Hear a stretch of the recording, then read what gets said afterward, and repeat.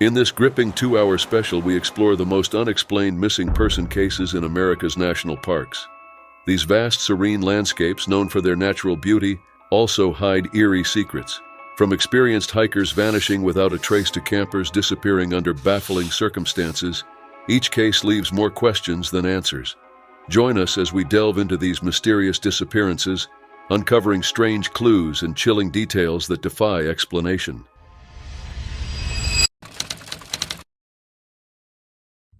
A strange story occurs in the small village of Reed Point, Montana, which the Yellowstone River hides away. Secrets appear to be discovered in the rivers that wind through this peaceful neighborhood. This is a tale of a man gone missing, a river concealing its reality, and the everlasting quest for knowledge. The townspeople were overcome with mystery as the sun set below the horizon in Montana, creating lengthy shadows across the riverbanks. Randall Crawford, a Park City resident, age 63, vanished from sight on August 8, 2021. There was confusion regarding the events leading up to his disappearance. The search for Randall commenced, a collective effort by the community, search and rescue teams, and the river itself, now a silent witness to the unfolding drama. The initial reports, veiled in ambiguity, hinted at the situation's complexity. Articles from different sources added layers to the mystery, each providing a piece of the puzzle. Sweetgrass County Search and Rescue, along with the assistance of Stillwater County Search and Rescue, embarked on a search mission to locate Randall. The tight-knit community rallied to bring him home, facing the challenges surrounding the rugged terrain of Indian Fort. High above, the helicopter scanned the rugged terrain, aiding in the search for any signs of the missing person. Its powerful spotlight pierced through the darkness, illuminating the path for the ground teams below. On the ground, Gallatin County Search and Rescue dogs used their keen senses to sniff out any traces of the lost individual. With their trained noses and unwavering determination, they scoured the area, guided by their handlers to bring the missing person to safety. In addition to the aerial and ground efforts, the U.S. Water Rescue Team from Billings stood ready to lend their expertise in water-related emergencies. Their specialized training equipped them to navigate the waters, ensuring no stone was left unturned in the search for the missing individual. Amid the scenic beauty surrounding Reed Point, the dedicated teams worked tirelessly to recover Randall's body. Their joint efforts showcased the strength of community bonds, as both search and rescue units combined their expertise to navigate the challenging landscape. The heartbreaking discovery brought a mix of sorrow and relief to Reed Point. The collaborative efforts of Sweetgrass and Stillwater County Search and Rescue provided closure for the community as they mourned the loss of one of their own. Sheriff Roneberg, after careful investigation, revealed that Crawford's cause of death was a heartbreaking drowning. The water that had initially seemed inviting had turned into a dangerous force, claiming a life in an unforeseen tragedy. Adding to the sorrow, officials disclosed a crucial detail. Crawford was not wearing a life jacket during his ill-fated attempt to rescue the raft. The absence of this simple safety measure played a pivotal role in the tragic turn of events. As the community grappled with the loss, the incident served as a poignant reminder of the unpredictable nature of waterways. The absence of a life jacket, a small but crucial precaution, highlighted the importance of safety in water-related activities. In the vast American landscape, 22-year-old Gabby Petito embarked on a road trip with her 23-year-old boyfriend, Brian Laundrie. The journey promised adventure and discovery, but it took a chilling turn when Gabby ceased contact with her family in August 2021. Amid the unknown trails and open roads, Brian Laundrie became a person of interest as the haunting silence surrounded Gabby's disappearance. He vanished without a trace, setting off an intense search by the FBI and Florida police in a sprawling nature reserve.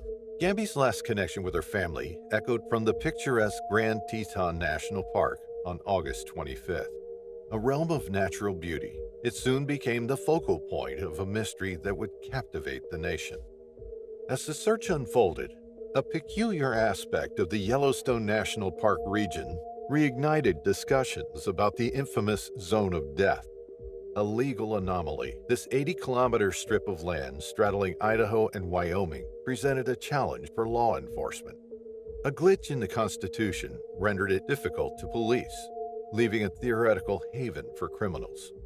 Michigan State University law professor Brian Kalt's 2005 academic paper, The Perfect Crime, highlighted the legal problem.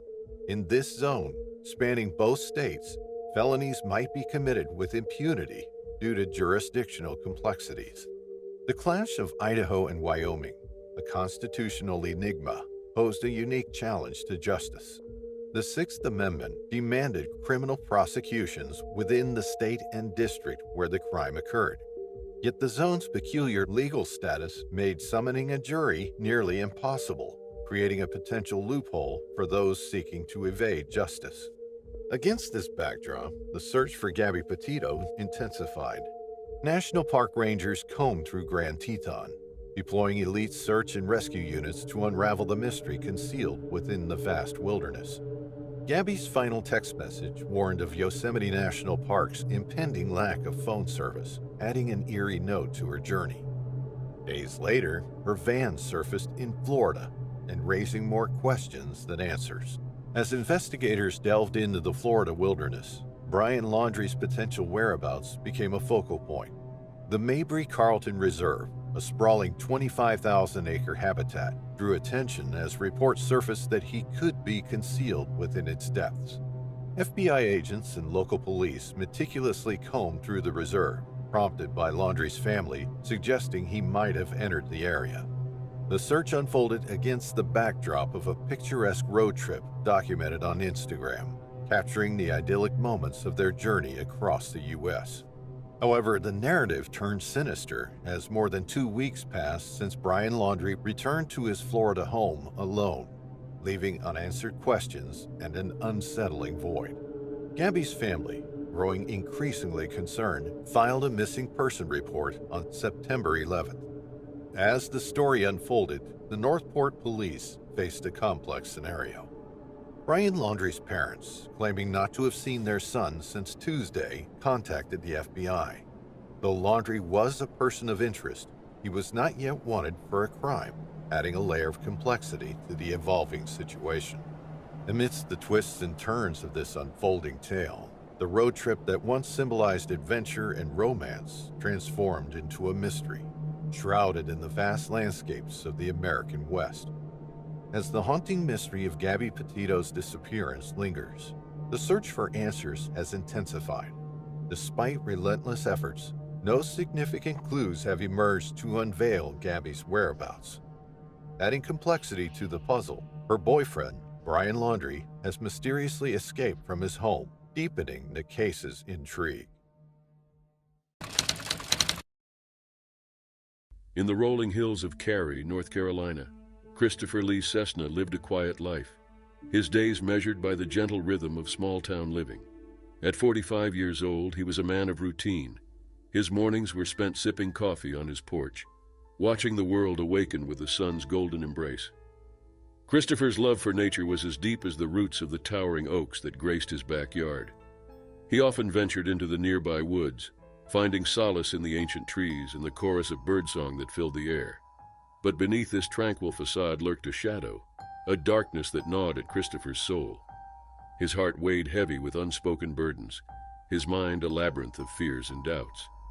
Despite the warmth of the Carolina sun, a coldness crept into his bones, a chill that refused to dissipate. It was on one such morning, the air thick with the promise of rain, that Christopher's world was turned upside down. As he sipped his coffee, lost in thought, a realization dawned upon him. A realization that would set into motion a series of events that would forever alter the course of his life. Christopher's mind drifted to the handgun tucked away in his bedside drawer, a relic of a past he had long tried to bury. The weight of it, both literal and metaphorical, bore down on him, a constant reminder of his inner turmoil. That day, as the rain began to fall, Christopher made a decision, one that would lead him down a path shrouded in uncertainty. He packed a bag, leaving behind a note for his family. a cryptic message that offered no explanation for his sudden departure. With the quiet resolve of a man burdened by secrets, Christopher set out into the storm, his destination unknown even to himself. The roads blurred past, the rain obscuring his vision, mirroring the tumult within his heart. Days turned into nights, and nights into weeks. As Christopher wandered aimlessly, his mind a whirlwind of conflicting emotions. He sought solace in the wild places. The beauty of the world around him was a balm for his troubled soul. It was in the midst of this journey, amidst the towering peaks of the Great Smoky Mountains, that Christopher's path crossed with destiny. His car, a silent witness to his inner turmoil, sat abandoned in the Newfound Gap parking area, a beacon drawing him deeper into the wilderness. As park rangers combed the rugged terrain, their searchlights cutting through the darkness like swords, Christopher's fate hung in the balance. The Appalachian Trail, a lifeline stretching through the heart of the wilderness, became both his sanctuary and his prison. The days stretched into weeks, each moment pregnant with the weight of the unknown. Rangers scoured the trails, their footsteps echoing in the silence, each leaf rustling beneath their feet like a whisper of hope. And so, as the sun set over the Great Smoky Mountains, casting long shadows over the rugged terrain, the search for Christopher Lee Cessna continued. However, he was still missing up to this day. In the heart of Yellowstone National Park, Shoshone Lake lay like a serene, unspoken secret amidst the wild. It was here in September 2021 that Kim Crumbo and his brother Mark O'Neill set out on a journey that would etch their names into the memory of the park forever. Their story, a blend of adventure and mystery, began under a sky that promised both tranquility and turmoil. Kim, 74, was a man of the waters, a soul woven from the threads of the countless rivers he'd navigated. His life, a rich tapestry of environmental conservation, resonated with the spirit of the wild. Mark, 67, shared this profound bond with nature. His quiet demeanor complemented his brother's, and together they were a duo united by water and wilderness. Their bond was deepened by their shared childhood, growing up with a love for water and adventure. Kim, a Navy SEAL veteran and seasoned river ranger, carried the wisdom of the rivers in his eyes. Mark, a guardian of national parks and an advocate for nature, wore his years of experience like a badge of honor. As they prepared for their journey, the brothers were unaware that this trip would be their last together. On a cool September morning, with the gentle hum of Yellowstone waking up around them, Kim and Mark set out on Shoshone Lake. The glassy surface of the water reflected their excitement, the canoe cutting through the stillness with each determined stroke. The surrounding wilderness, a vast expanse of pine and mystery, watched in silent anticipation. The lake, however, had its own secrets and perils. Despite their extensive experience, Kim and Mark soon found themselves at the mercy of nature's unpredictable moods. As they approached the Narrows, a notorious passage on the lake, the calm waters began to churn. The sky, once clear, was now a canvas of dark, brooding clouds. Back on the shore, a sense of unease lingered at their abandoned campsite. The crackling fire, once a source of warmth and comfort, now burned solemnly, its flames casting long shadows over the untouched supplies. The brothers, who had set out with laughter and stories, were now enveloped by the unforgiving embrace of the lake. The search for Kim and Mark was an arduous journey of hope and despair. As days turned into weeks, the relentless efforts of the search teams painted a picture of unwavering determination. The discovery of Mark's body, a heartbreaking moment, brought a devastating reality to the surface. The wilderness that had been their sanctuary was now a reminder of their tragic fate. Kim, however, remained elusive, his spirit seemingly one with the lake he loved. The search continued, but as winter's cold fingers crept over Yellowstone, hope faded like the last rays of the sun. Superintendent Cam Shawley, haunted by the loss and driven by a sense of duty, embarked on a solitary search, a testament to the unyielding nature of hope. The wilderness of Yellowstone, with its beauty and dangers, became a silent witness to the story of Kim and Mark. Their legacy, a tale of passion for the natural world, and the unbreakable bond of brotherhood lingered in the air, in the rustling of the leaves, and in the gentle lap of the waters against the shore. Their journey, marked by adventure and ended in mystery, remains a poignant reminder of nature's unpredictable power. In the heart of Yellowstone, the story of Kim Crumbo and Mark O'Neill lives on, a narrative of two souls forever intertwined with the wild, untamed spirit of Shoshone Lake. On a fateful day in April 2015, the Shambrook family was nestled in the embrace of Victoria's Lake Eildon National Park, where the beauty of nature was meant to be the backdrop for family bonding and peaceful moments. 11-year-old Luke Shambrook, with his gentle nature and curious spirit, was among those relishing the freedom that such an open space provided. The day was unfolding like any other in the campgrounds of Candlebark, with laughter and lighthearted conversations filling the air.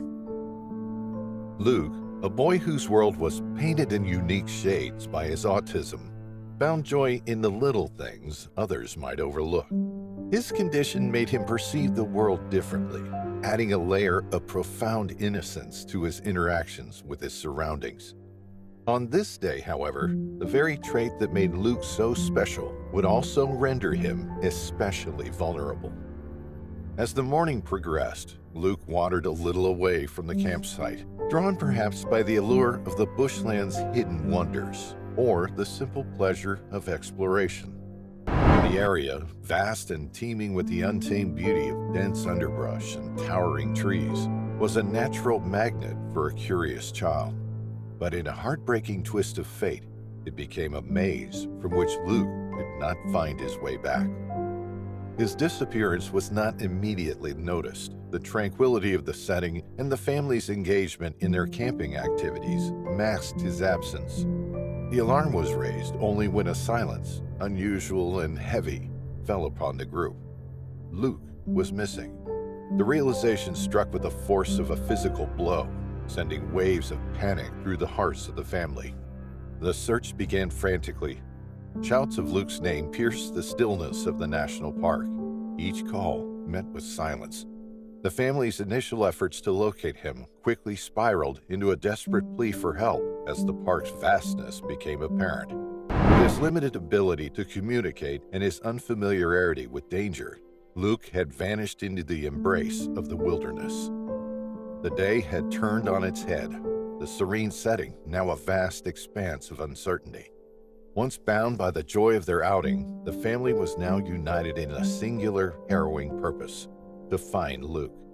As the hours ticked by, the gravity of the situation set in. Luke was alone in the wilderness, caught between his innocent curiosity and the daunting reality of nature's indifference. They combed the national park tirelessly, aided by campers and civilian volunteers who came in droves, drawn by the boy's plight. The discovery of his beanie near Devil's Cove was a glimmer of hope, a tangible piece of him that suggested he had wandered away from the water. Amid the sprawling search effort, it was the keen eye of Acting Sergeant Brad Pascoe from the police air wing that spotted the nearly invisible flash in the dense scrub. The helicopter turned, hearts pounding as the crew zoomed in on what appeared to be a small, solitary figure. It was Luke, sitting on sloped ground, a sight that brought tears and relief in equal measure. The moment of discovery was charged with emotion. Luke, found off Skyline Road about 3 kilometers from where he had last been seen, was a testament to survival. His body bore the marks of his ordeal: exhaustion, hypothermia, dehydration, and the countless mosquito bites and scratches from thorn bushes that told the silent story of his 6-day struggle in the wilderness. Rescuers wrapped him in a foil blanket, a symbolic gesture of warmth and protection, as they offered him water and a bread roll. Luke's inability to communicate did not diminish the miracle of his survival. He had navigated steep rocks and dense scrub, enduring cold nights with temperatures as low as 3 degrees Celsius, all while his speech limitations cloaked the details of his incredible journey in mystery. As Luke was stretchered out, his mother's kiss and the foil blanket wrapped around him became symbols of a family reunited against the odds. The community's joy was palpable. Their relief echoed in the songs and dances that greeted Luke's return.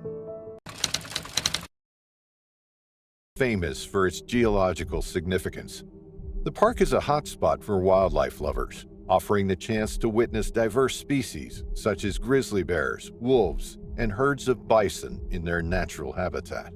The park's expansive landscapes showcase dramatic canyons, alpine rivers, and pristine lakes, contributing to its status as a UNESCO World Heritage Site. This story took place inside the vast boundaries of Yellowstone National Park. On an ordinary day in Teton Village, September 19, 2009, Catherine Ann Major, a 53-year-old woman, vanished without a trace. Her story is full of mystery, puzzling investigators and online detectives alike. This story revolves around the events around Catherine's disappearance, trying to make sense of the pieces of this intense cold case.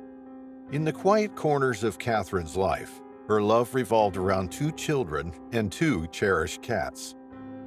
On that fateful day, September 18, 2009, Catherine found herself at the elegant Four Seasons Resort in Teton Village, Wyoming. Little did she know that this visit would change the course of her story. Caught in the watchful eyes of surveillance cameras, Catherine was captured stealing a master key to the spa and pilfering belongings worth $714 from the resort. It was a puzzling act. Catherine had money, yet she chose to steal. The reasons behind her actions remained a mystery as she was apprehended, adding an unexpected twist to the chapters of her life. As the clock ticked away on the afternoon of September 19th, the resort's authorities knocked on Catherine's room door. Confronted with the weight of the allegations, Catherine faced a pivotal moment.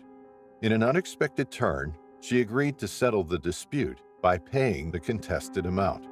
In a gesture of leniency, the resort pledged not to press charges, but on one condition: she had to leave the resort immediately. Understanding the gravity of the situation, Catherine committed to the deal and assured the officers that she wouldn't engage in further misconduct. As the sun dipped lower in the sky, security returned to Catherine's room an hour later. The time was 4 p.m., and the air was filled with uncertainty. To their surprise, Catherine was nowhere to be found. The room, however, held traces of her presence, with most of her belongings scattered in silent testimony. The mystery deepened as the shadows of that September day concealed Catherine's whereabouts, leaving investigators with unanswered questions. In the shadow of Teton Village's towering peaks, Catherine Major's mysterious departure left more questions than answers. Leaving behind a note that echoed concern for her cats, she entrusted their care to unknown hands. As the sun dipped below the horizon, her car stood silent in the hotel parking lot, a testament to the mystery that shrouded her sudden disappearance. She may have booked a taxi or used public transport to go. When Catherine vanished without a trace, her sister rushed in from California, determined to unravel the mystery. Together, they enlisted the help of specialized search dogs, hoping to follow the scent of the enigma surrounding Catherine's disappearance. Authorities, too, joined the relentless search, scouring the familiar haunts of Snake River, the looming mountains, and the echoing caverns popular among hikers. The search echoed with the barks of determined search dogs and the worried whispers of a family desperate for answers. Despite the exhaustive efforts, no sign of Catherine emerged, leaving the mountains and caverns silent witnesses to the unanswered questions in the air. In their quest for resolution, Catherine's family turned to digital platforms, filing missing reports on numerous online platforms. Yet as the years passed, the mystery persisted, shrouding Catherine's fate in unimaginable suspense. The question of whether she was alive or had succumbed to an unknown fate lingered, casting a somber shadow over the unanswered chapters of her life. Yellowstone National Park has many secrets hidden within its vast boundaries. The disappearance of Tylee Ryan and her younger brother J.J. Vallow is one of its secrets revealed a year later.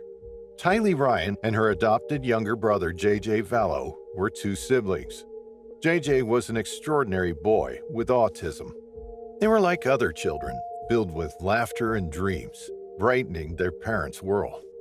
Tylee, born September 24, 2002, had a radiant smile that could light up the darkest days. JJ, a playful 7-year-old, brought joy and excitement to their household. Little did they know that their lives were about to take a devastating turn. The family went to Yellowstone National Park, where both kids mysteriously disappeared on September 8, 2019. Tylee was Lori Vallow's daughter from her third husband. Her intense cries give the impression that she loved her kids a lot. However, no one knew the true story behind that. As the days passed, whispers of suspicious events surrounded the family. Tylee and JJ's mother, Lori Vallow, had a complex history with multiple husbands, and questions were raised about the circumstances of her previous spouse's deaths. In the whispers, Lori's ex-husband Charles met a tragic end, further casting a mysterious turn on the family.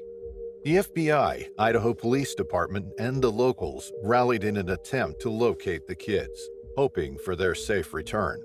However, the search uncovered not only the disappearance of the children, but also a series of unsettling events. As investigators delved more deeply, they uncovered a string of mysterious deaths connected to Lori Vallow. Her third husband, Joseph Ryan, had met an untimely demise, raising questions about the dark cloud that seemed to follow Lori. The shadow of suspicion loomed over the family, and the once close-knit community was in the middle of an unfolding tragedy. The situation took a grim turn when the coroner testified during Lori Vallow's murder trial, revealing the heartbreaking details of Tylee Ryan's demise. The cause of her death was labeled a homicide, but the manner remained unspecified. The town was left in shock, grappling with the incomprehensible loss of innocent souls. Court documents later revealed the horrifying manner in which siblings JJ and Tylee were found in Chad Daybell's yard in 2020. The details painted a chilling picture of the events leading to their tragic end, sending shivers through the community.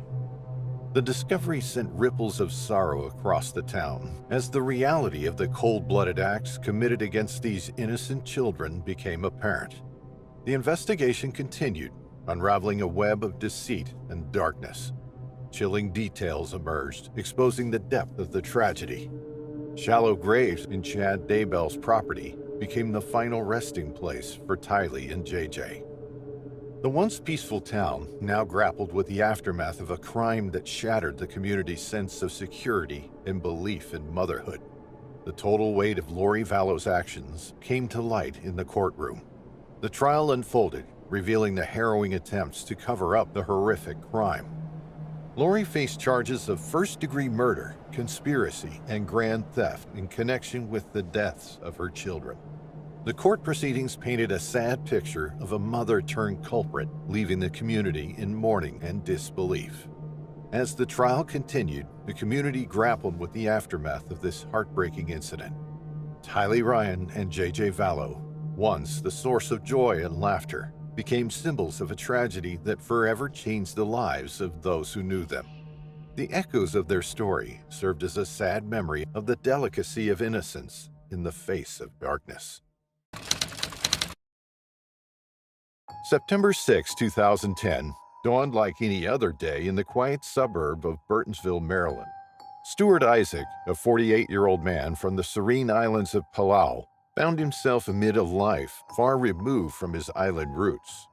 In the comfort of his home, surrounded by the familiar faces of his family, Stuart seemed like a man at peace. Yet beneath the surface, an inexplicable restlessness stirred. That morning, Stuart moved with an unusual urgency. His family noticed him packing a bag, an odd sight given his usual routine. Stuart was a man of habit, not known for impromptu decisions or adventures into the unknown.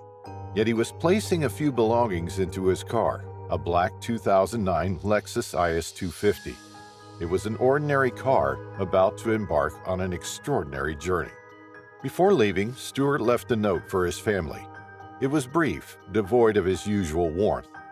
Going on a cross-country trip, it read.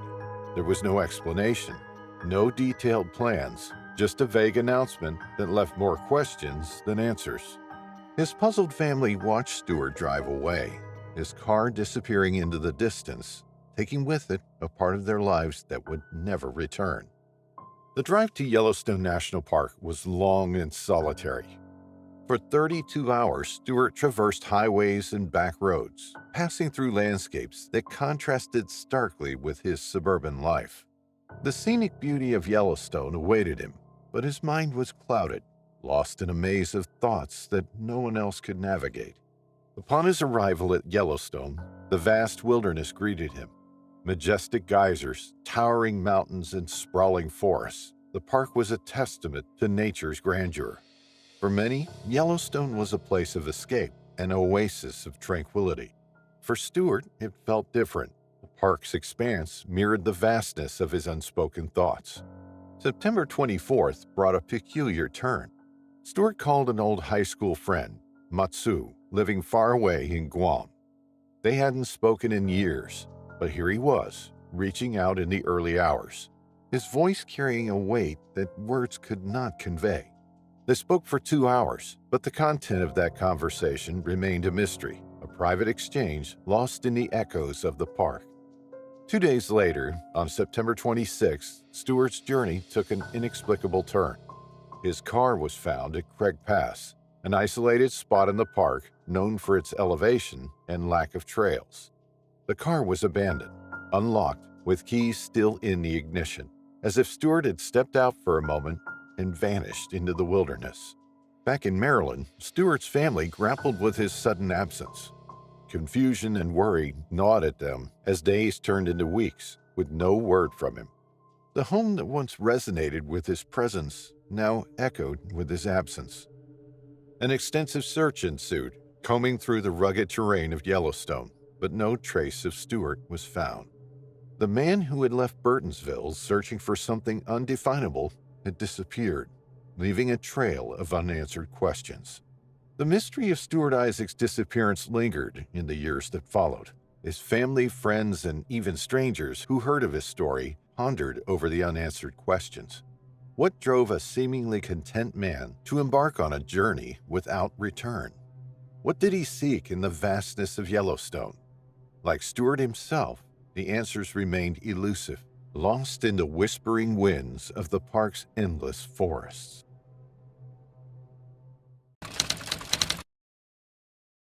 In the heart of the Great Smoky Mountains National Park lies a place of serene beauty and ancient mystery, Cades Cove. This picturesque valley, surrounded by towering peaks and dense forests, has long been a haven for adventurers and nature enthusiasts alike. Among its visitors are the Martin family, whose ties to the land run deep, echoing the footsteps of generations past. Cades Cove, with its lush meadows and winding trails, offers a sanctuary from the hustle and bustle of modern life.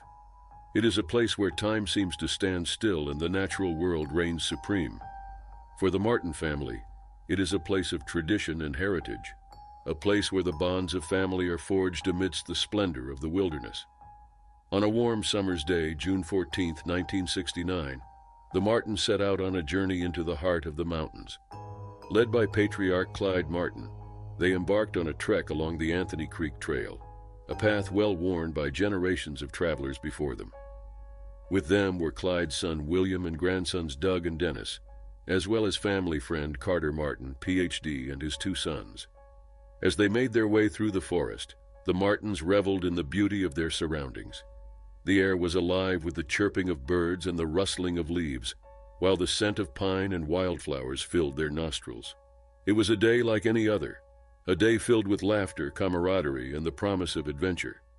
The trail wound its way ever upward, leading the Martins deeper into the embrace of the mountains. Along the way, they passed by rushing streams and towering trees, their branches reaching skyward like fingers seeking the heavens. It was a scene of breathtaking beauty, a testament to the power and majesty of nature. But amidst the beauty of their surroundings, a sense of unease began to settle over the Martins like a dark cloud on the horizon.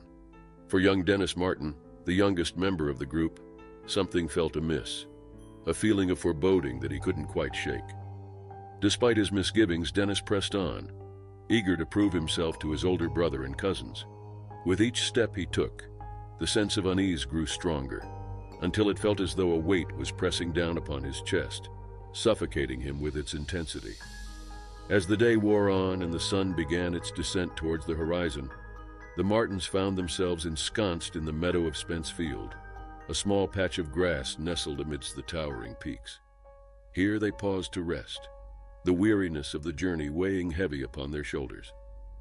In the midst of their reprieve, Dennis, unable to contain his youthful exuberance, dashed off into the forest, his laughter echoing through the trees like the tinkling of bells on a summer breeze.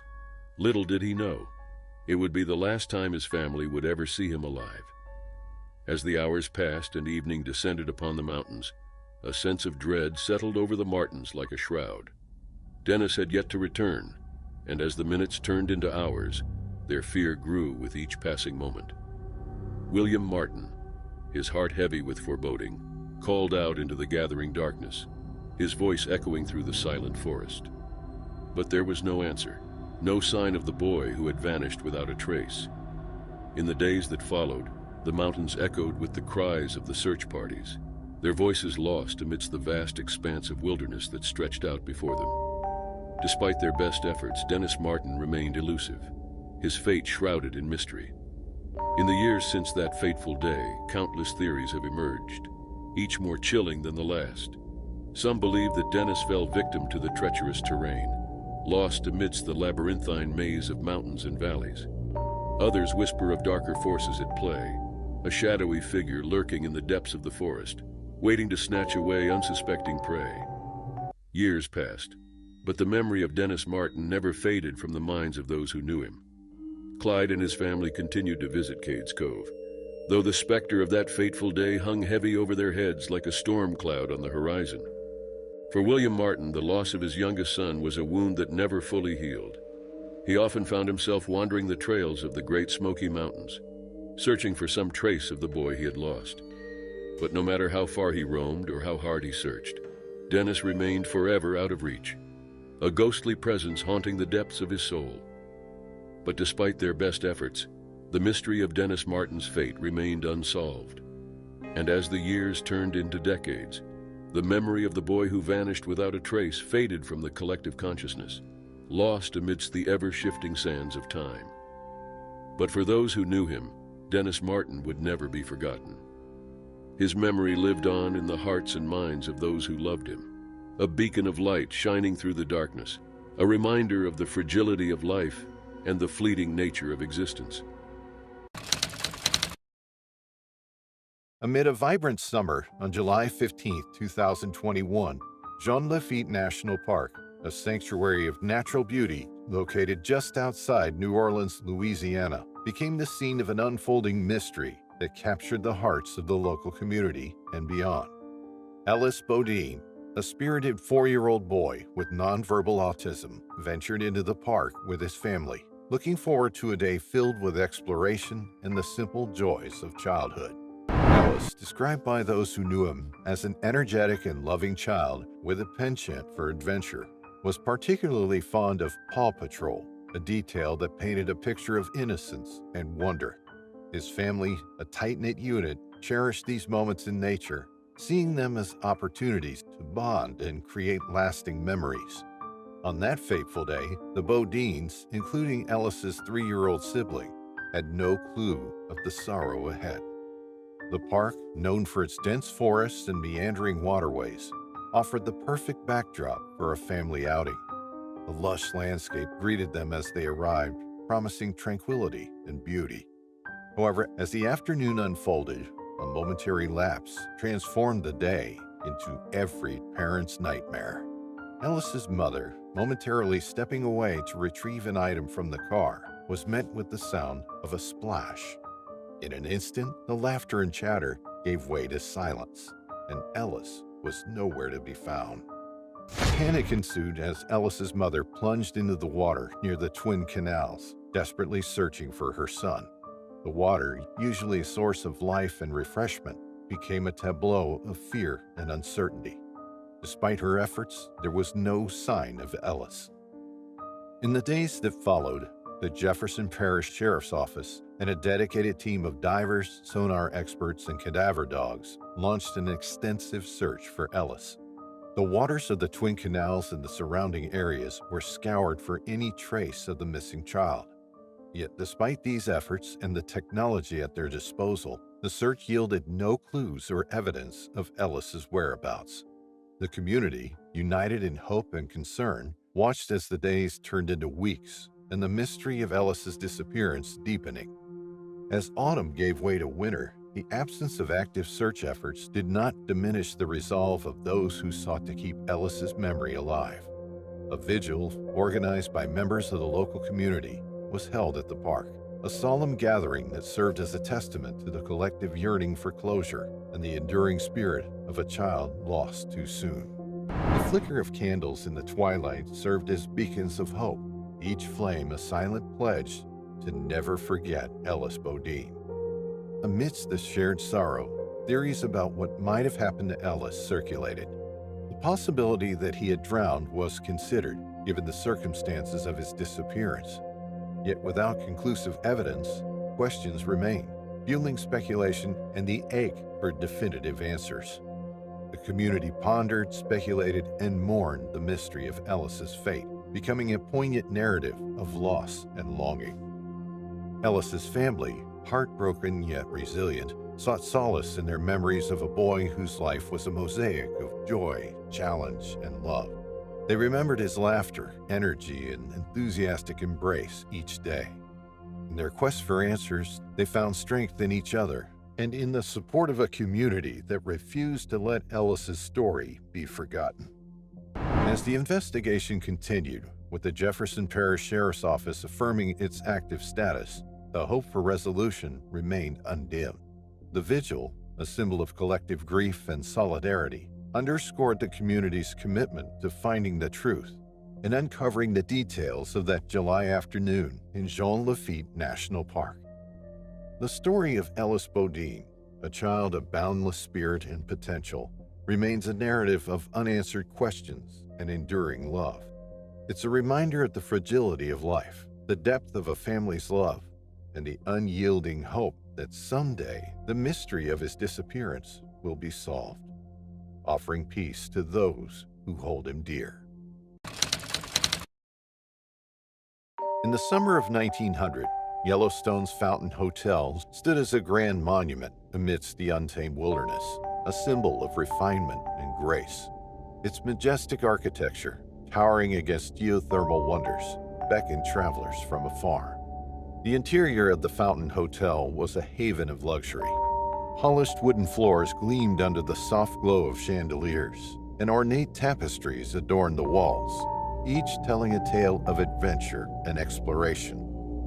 Guests adorned in their finest garments gathered in the grand hall, their voices melding into a harmonious blend of laughter and conversation. They spoke of the day's sightings, of bison herds roaming the plains, and the awe-inspiring eruptions of geysers. Into this world of splendor and excitement stepped Leroy R. Piper, a 36-year-old man from Ohio. With a demeanor more reserved than that of the exuberant guests around him, Piper moved through the hotel with a quiet grace, his eyes reflecting a deep, introspective soul. Despite his unassuming presence, there was an air of determination about him, as if he were on a journey not just through the park, but within himself. The dining room of the Fountain Hotel was a spectacle of culinary delight. Piper, seated alone, observed the room with a thoughtful gaze. As he dined, there was a sense of melancholy about him, a man seemingly wrestling with his thoughts. Yet he savored each bite as if imprinting the memory of the flavors and the place's ambiance upon his mind. After savoring his dinner, Piper purchased a cigar at the hotel's concierge desk. The lobby was abuzz with the evening's excitement, starkly contrasting with the serene darkness waiting outside. As he stepped into the fantastic night, the wilderness of Yellowstone enveloped him.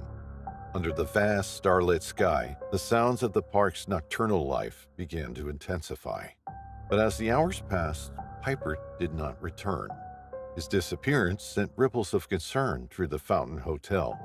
A search was quickly organized, with detachments of cavalry combing the nearby woods and meadows.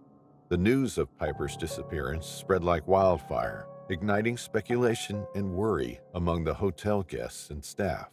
As the days stretched into weeks, the mystery deepened. Theories abounded. Some whispered that he had lost his mind and wandered off, while others feared a more sinister fate. The hotel, once a place of joy and celebration, now carried the weight of a mystery. Piper's room remained untouched, a haunting reminder of his sudden absence. His belongings, a mix of personal items and travel gear, lay as he had left them, an eerie testament to his unexpected disappearance. The surrounding landscape of Yellowstone, usually a source of awe and inspiration, now seemed to hold a dark secret. The geysers and hot springs, once marveled at for their natural beauty, now appeared as potential hazards that might have claimed an unwary traveler. Rumors swirled among the hotel guests. Some spoke of seeing mysterious figures in the woods, while others recounted chilling howls in the night. Once cheerful and accommodating, the hotel staff moved with a sense of urgency and whispered concern. The Fountain Hotel's bear feeding station, a popular attraction for guests, became a focal point of the investigation. Some speculated that Piper might have ventured too close, meeting a tragic end, but no evidence was found. No sign of a struggle, no trace of Piper. As the search continued, the landscape of Yellowstone began to reveal its secrets, but none are related to Piper. The park's vastness, a mosaic of dense forests, meandering rivers, and rugged terrain, seemed to have swallowed him whole. Back at the hotel, Piper's disappearance became the subject of hushed conversations and furtive glances. Guests began to depart, the shadow of the mystery casting a pall over their stay. Once a beacon of Yellowstone's hospitality, the hotel now stood as a silent witness to one of the park's greatest mysteries.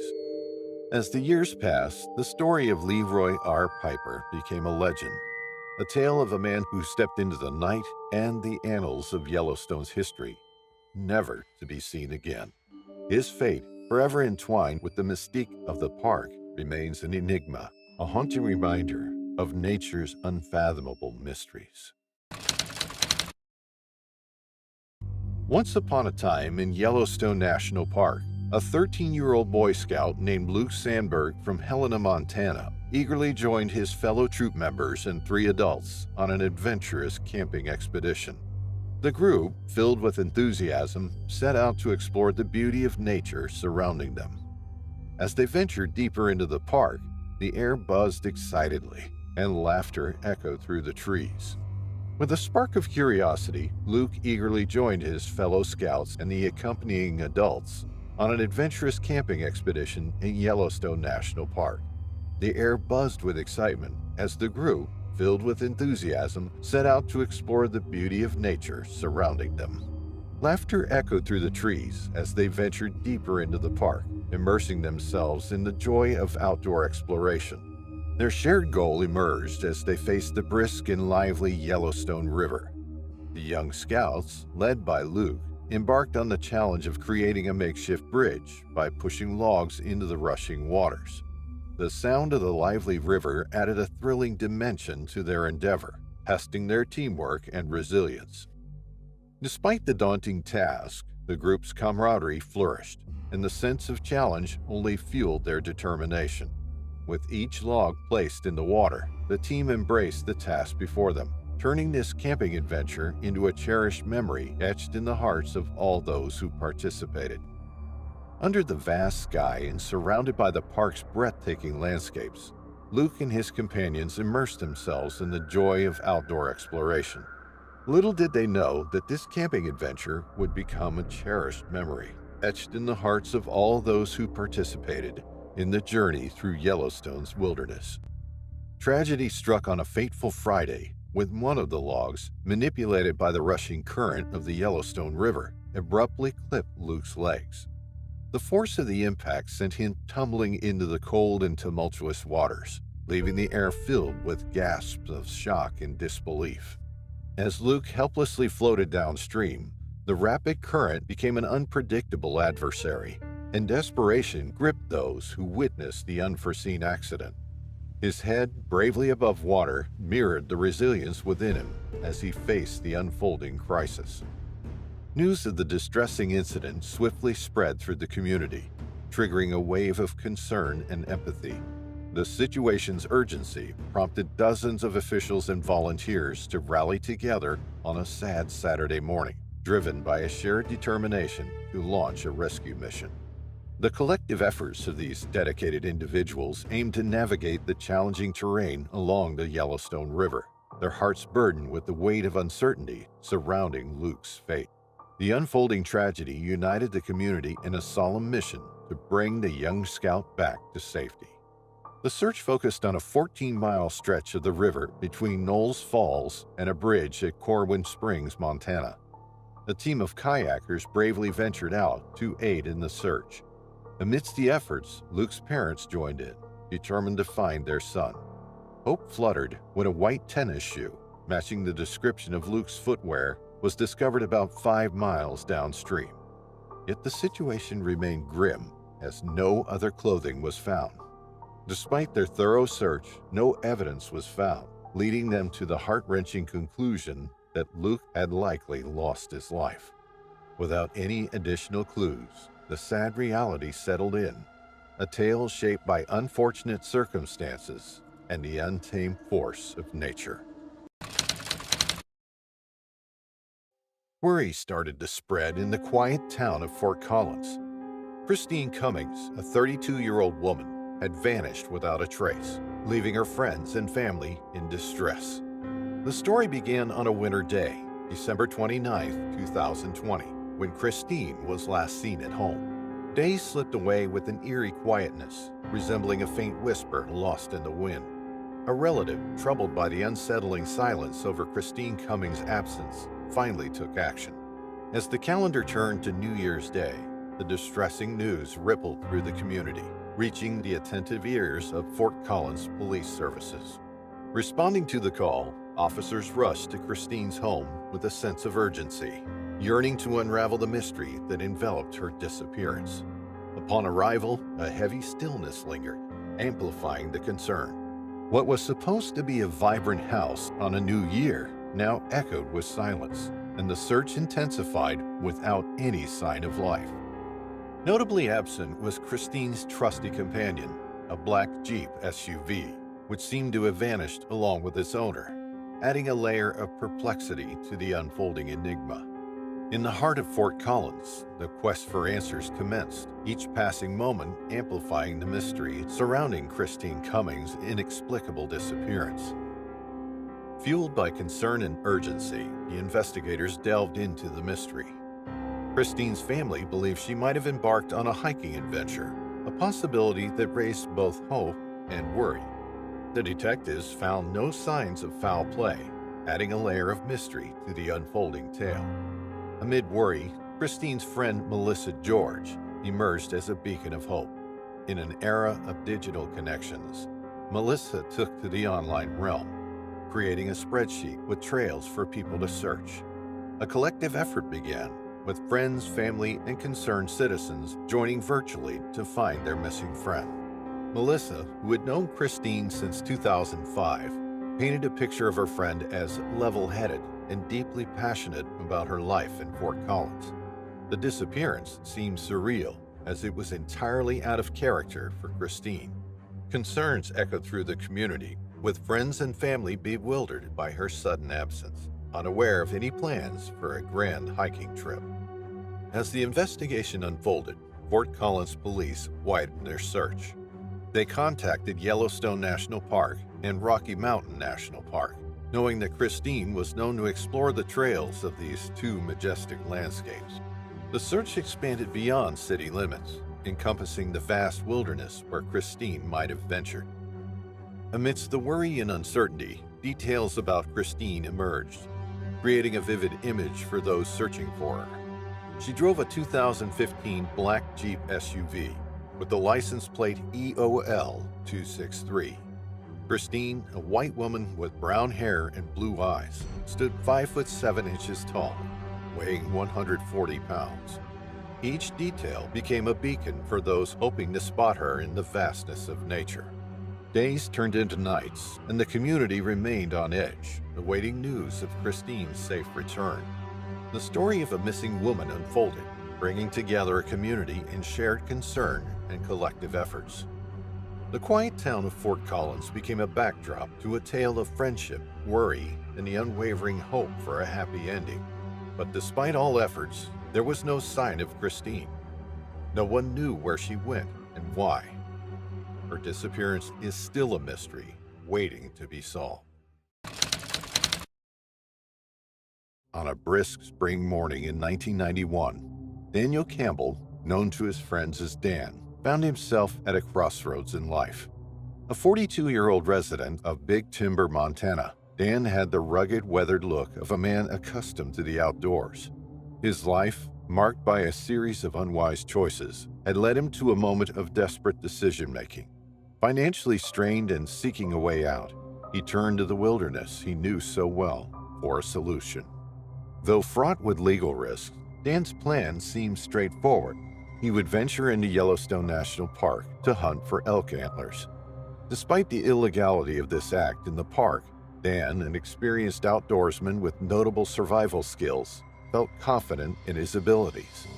He had previously marked a trail through the challenging terrain of the Hell-Roaring Trail area, intending to return and collect the valuable antlers. April 6th dawned with the promise of adventure as Dan set off from the Hell-Roaring Trailhead, accompanied by his loyal Australian shepherd Freckles, and carrying a backpack filled with supplies for their 2-day hike. He felt a familiar thrill. The plan was to hike from Hell-Roaring to Jardine, Montana, picking up the hidden antlers. His girlfriend was to meet him in Jardine on April 8th, a detail that underscored the precise nature of his plan. The Hell-Roaring Trail was a path less traveled, a place where the wild heart of Yellowstone beat strongest. As Dan and Freckles embarked on their journey, the landscape unfolded in rugged splendor. Towering trees, the distant peaks, and the untamed rivers formed a backdrop that had always felt like home to Dan.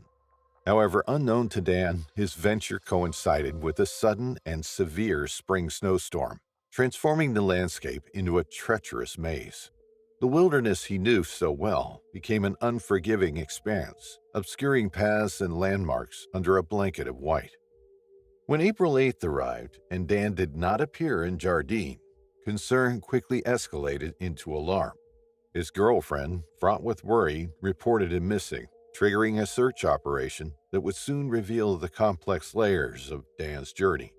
The discovery that he had been antler hunting added a layer of urgency and illegality to the search.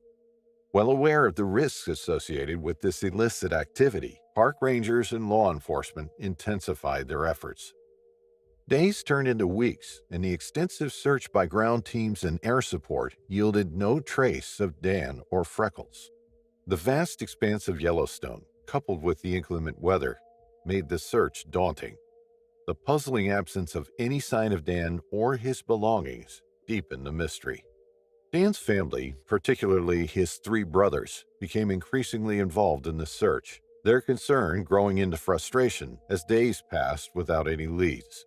The lack of evidence, the unanswered questions about the gunshots heard by other hikers, and the discovery of a suspicious campsite only added layers of complexity to the case.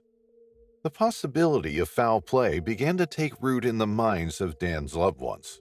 The untested confiscated camping gear, the ammunition, and the rumors of altercations in the woods all pointed to a narrative far more sinister than a mere disappearance. Yet without concrete evidence, law enforcement maintained the classification of the case as a missing person. Years passed, and the mystery of Dan Campbell's disappearance remained unsolved, leaving a lingering sense of loss and unresolved questions. The rugged trails of Yellowstone held their secrets close, and for Dan's family, the ache of not knowing what happened on that fateful spring day in 1991 endured. In the heart of Yellowstone, where the Hell-Roaring Creek meets the Yellowstone River, the forest silence seemed to echo with the untold story of Dan Campbell and Freckles. Their tale of adventure turned tragedy became a haunting reminder of nature's unpredictability and the profound impact of a single decision. Martin O'Connor lived in the peaceful town of LaPorte, Texas. At 58, he was known for his connection to nature and a desire to seek solace. One day, Martin's life took an unexpected turn, leading him to the vast expanse of the Grand Canyon. It all began on December 15, 2019, when Martin abruptly left his brother's home, leaving behind a note that hinted at a quest to sort things out. A mysterious package postmarked from Coconino County arrived days later, containing Martin's passport, a will, and other personal things. Concerns grew as no one could reach Martin, and his brother revealed a past attempt to return to a monastery in Colorado, ending in denial. On December 23rd, Martin's family reported him missing. He was last seen on December 22nd at the Yavapai Lodge in Grand Canyon National Park. Extreme winter weather gripped the region. At night, the temperature should drop to -8 degrees. The park officials, faced with scant information, investigated the missing persons.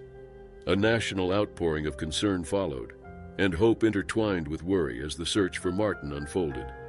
The search for Martin O'Connor commenced as winter winds howled through the Grand Canyon. Park rangers faced the challenges of harsh weather and the uneven surface of the Grand Canyon. Following the unfolding drama, the public anxiously awaited updates on Martin's fate. On December 30th, a press release captured national attention, bringing Martin's plight to the forefront.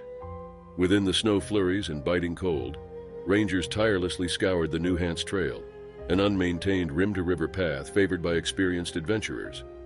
The search reached its climax on January 2nd, when a tip from hikers led rangers to a stunning discovery: Martin O'Connor walking 3 miles below the rim. Martin called out, not seeking assistance, but wanting rangers to know his location. This news was a beacon of hope for Martin's family. He was rescued safely on January 2nd, 2020. Many questions tempered the relief of Martin's safe discovery. Well-wishers expressed their joy online, but curiosity persisted. Why was Martin in the canyon without a permit? What transpired during those 11 days? This was a crucial question, as surviving in the -8-degree temperature was a question. According to the reports, Martin was incredibly fit and accustomed to the elements. Only Martin O'Connor knew the intricacies of his journey. From checking out of Yavapai Lodge on December 22nd to interacting with hikers on January 2nd, the suspenseful saga of his disappearance had an unexpected twist. A man battling his mind, navigating the wilderness of the Grand Canyon and his inner struggles. In the heart of the Great Smoky Mountains National Park, where the trees reach for the sky and the streams sing their ancient songs, there lived a woman named Thelma Pauline Melton. But to her friends and those who knew her well, she was simply Polly, a name that seemed to dance on the breeze, a name that carried with it the echoes of laughter and joy. Polly was no stranger to the mountains. For over 2 decades, she had called these majestic peaks her home away from home, her sanctuary amidst the chaos of the world. Each year, when the leaves turned to gold and the air grew crisp with the promise of autumn, Polly would pack her bags and make the journey to the Deep Creek campground, nestled at the base of the North Carolina side of the park. There, amidst the rustling leaves and the gentle murmur of the creek, Polly would find solace, a respite from the cares of the world, a chance to reconnect with the wilderness that stirred her soul. It was a ritual she cherished, a tradition passed down through the years like a treasured heirloom. But Polly was not alone in her love for the mountains.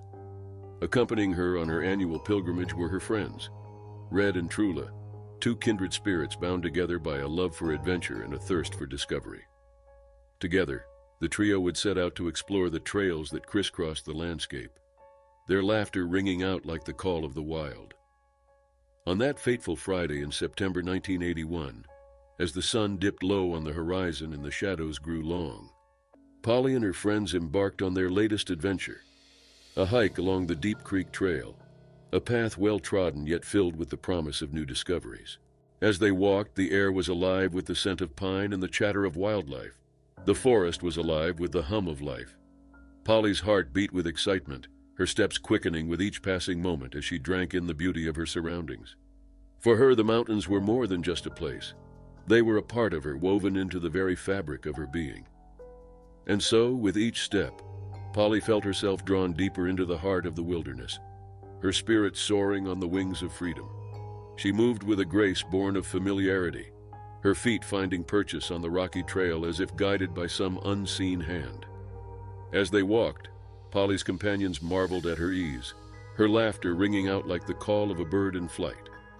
For Red and Trula, who had known Polly for many years, her joy was a sight to behold, a reminder of the magic that lay waiting in the embrace of the mountains. But amidst the laughter and the camaraderie, there lurked a shadow, a sense of unease that whispered through the trees like a ghost in the night. It was a feeling that Polly could not shake, a sense that something lurked just beyond the edge of her vision, waiting to pounce. Yet still she pressed on, her curiosity outweighing her fear, her spirit undaunted by the mysteries that lay ahead. For Polly, the mountains held no secrets too dark, no challenges too great. She moved with a confidence born of years spent wandering the trails, her footsteps echoing through the silent woods like a promise of things to come.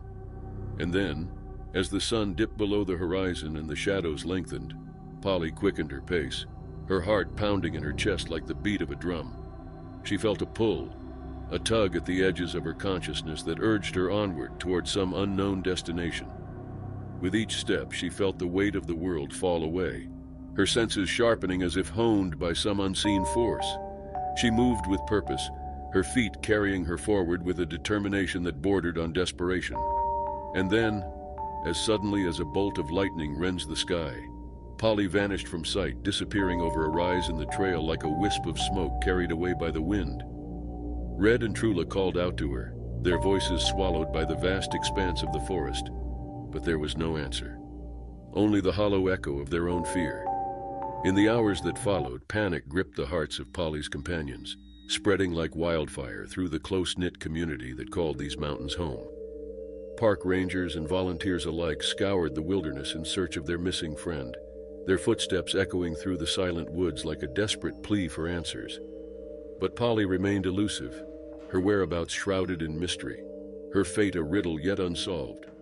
In the days that followed, whispers of speculation drifted through the air like the scent of rain on the wind. Was Polly kidnapped, whisked away by unseen hands into the depths of the unknown? Did she succumb to the perils of the wilderness, lost amidst the labyrinth of trees and shadows? Or, as some whispered in hushed tones, did she orchestrate her own disappearance? A vanishing act fueled by a longing for freedom, a desire to escape the burdens of her past? Months turned into years, the seasons shifting like the sands of time. But still, Polly's fate remained a mystery, a puzzle with no solution, a story with no end. Yet amidst the uncertainty, one thing remained clear. Polly's spirit lingered on, a whisper in the wind, a shadow in the trees, a reminder of the mysteries that lurk within the heart of the wilderness. On a brisk morning in April 1966, the Johnson family, filled with anticipation, embarked on a journey to Yellowstone National Park. Dennis Eugene Johnson, fondly called Denny by his family, was the youngest at 8 years old. He has sandy blonde hair that glinted in the sunlight, brown eyes reflecting a world of curiosity, and a notable scar across his abdomen, a mark of his bravery from a childhood adventure. Denny, his parents, and his older sister traveled from their home in Inyokern, California, to Yellowstone's vast, unspoiled expanses. Though the family was not strangers to outdoor excursions, they felt a different air of excitement about this trip. With its geysers, wildlife, and endless skies, Yellowstone was where nature whispered ancient tales. On April 12th, the Johnsons found themselves at the Cascade Picnic Area, a serene spot a quarter-mile north of Canyon Junction. The area, surrounded by towering pines and the gentle murmur of the nearby river, was the perfect backdrop for their family outing. Denny felt a sense of freedom in his dark red long-sleeve shirt and tan Levi's. His size 8 laced moccasin-type hiking boots crunched over the underbrush as he explored the area around the picnic spot. The family laid out their picnic, laughter mingling with the rustling leaves. But this idyllic scene was soon disrupted. Denny's sister, playful and unaware of the park's vastness, wandered off. Panic set in as her absence was noticed. Denny, ever the protective younger brother, immediately alerted his parents. Knowing his son's familiarity with the outdoors from their hunting trips in California, Denny's father decided they should split up to cover more ground. Denny set off in one direction with a nod of understanding, while his father went in another.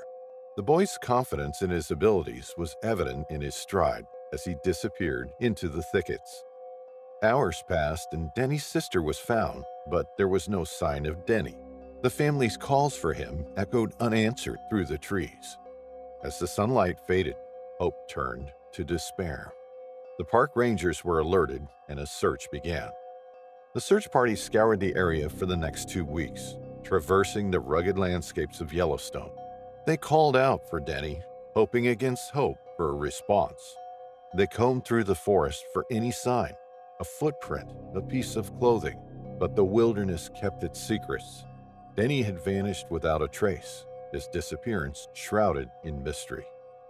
Back at the picnic area, the remnants of their meal lay untouched, a stark reminder of the day's tragic turn.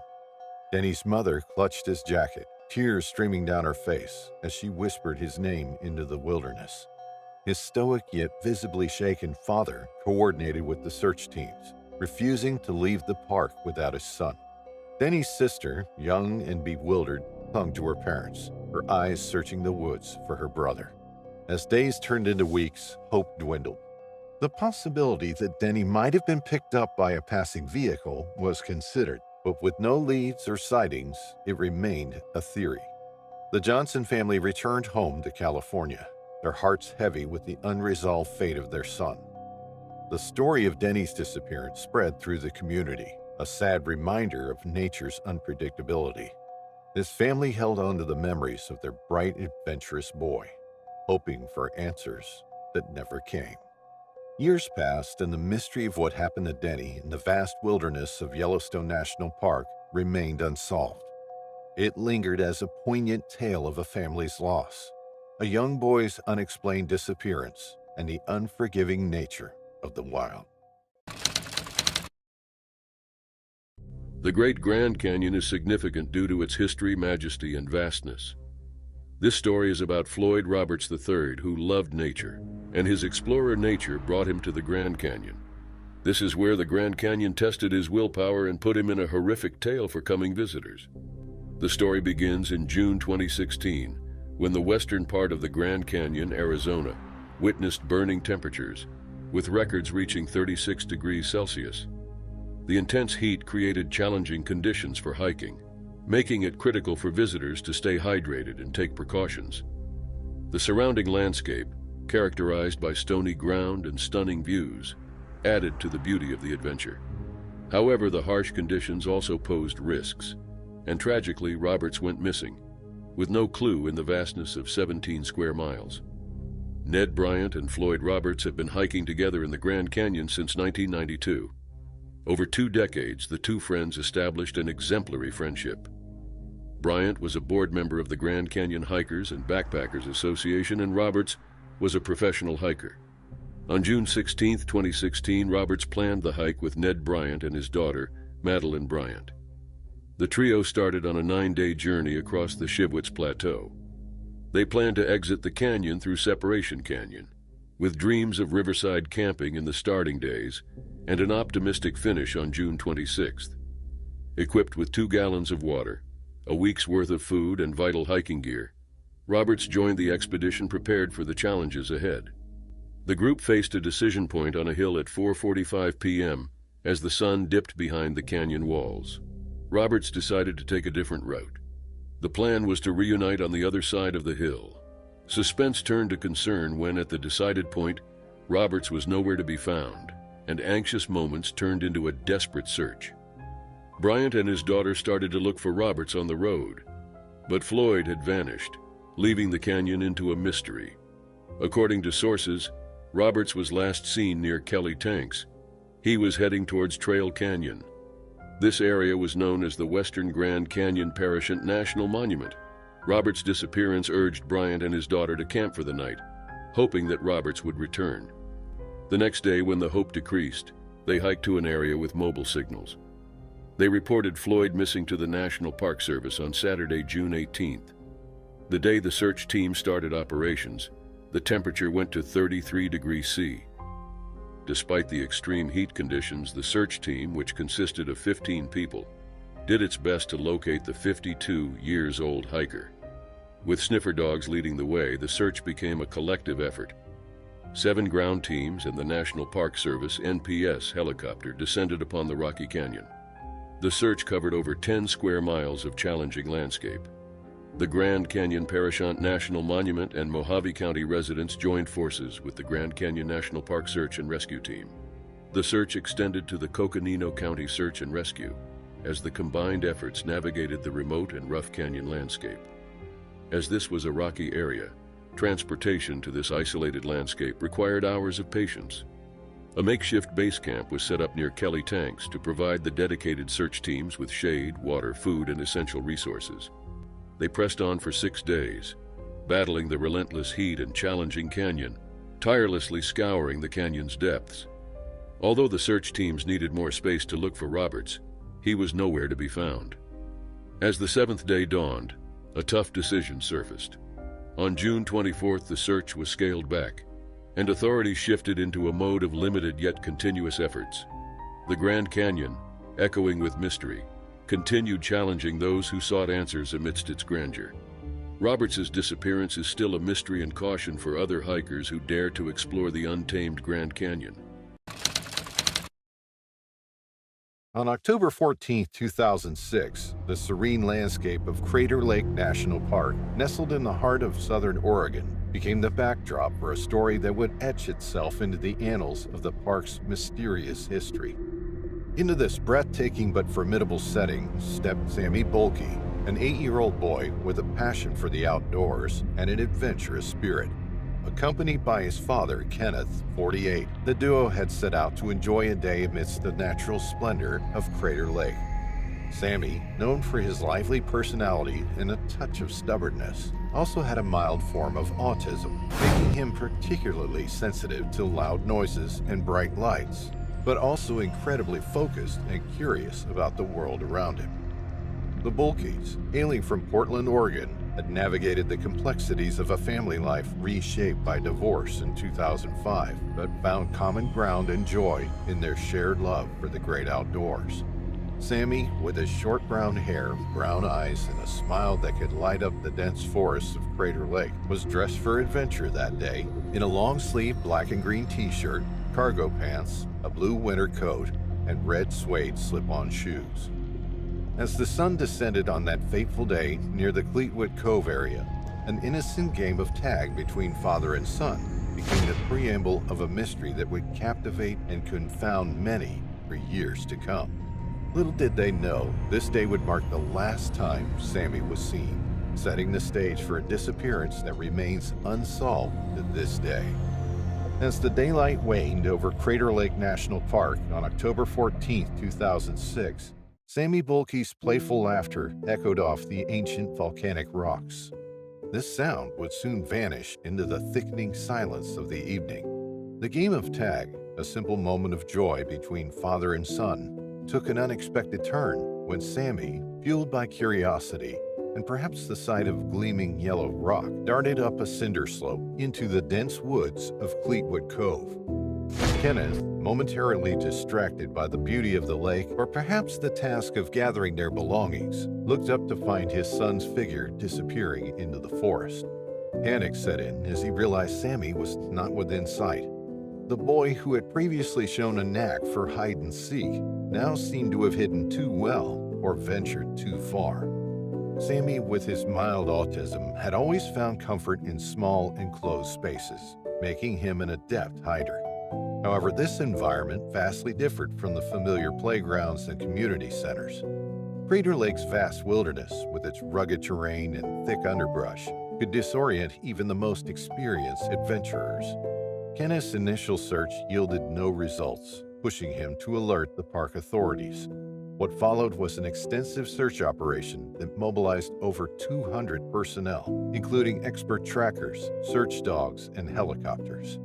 They combed through 6 square miles of forest and volcanic rock, where nature overshadowed human efforts with its sheer scale and unpredictability. As days turned into weeks and weeks into months, no trace of Sammy was found. Not even the red suede shoes he wore that day, or the black and green t-shirt that should have stood out against the natural backdrop. Theories about his disappearance began circulating, ranging from the plausible to the outlandish. Some pondered if Sammy, in his exploration, might have stumbled upon a hidden crevice or fallen into one of the park's many steep ravines, becoming unreachable. Others whispered of Crater Lake's deep waters, suggesting he somehow made his way to the lake itself, a scenario fraught with danger given the cold temperatures and the legend of the Old Man of the Lake. Amidst the search and speculation, the spiritual beliefs of the native Klamath people about Crater Lake being a battleground for the spirits Skell and Lau added a layer of mystery. Could Sammy have encountered something beyond the ordinary that spirited him away from the physical world? This theory, while fantastical, resonated with those who knew the park's sacred and sometimes eerie atmosphere. Kenneth and the rest of the Bulkey family were left in a limbo of grief and unanswered questions. The pain of not knowing Sammy's fate was a heavy burden, compounded by the wild nature of Crater Lake, a place of beauty that had turned into a setting for their worst nightmare.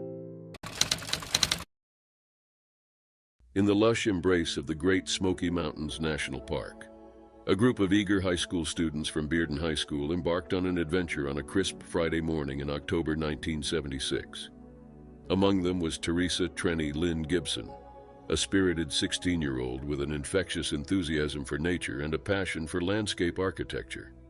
The day began with a sense of anticipation as the students boarded the school bus bound for Clingman's Dome, the highest peak in the Smokies. Trenny, with her long brown hair and sparkling green eyes, was filled with excitement at the prospect of exploring the majestic wilderness with her classmates. Little did she know that this excursion would mark the beginning of a mystery that would endure for decades. As the bus wound its way through the scenic mountain roads, Trenny couldn't help but feel a sense of wonder at the beauty that surrounded her. The towering trees, the gentle murmur of streams, and the distant call of birds all seemed to beckon her deeper into the heart of the wilderness. Arriving at Clingman's Dome, the students disembarked and gathered around their teacher, Mr. Wayne Dunlap, who outlined their hiking route for the day.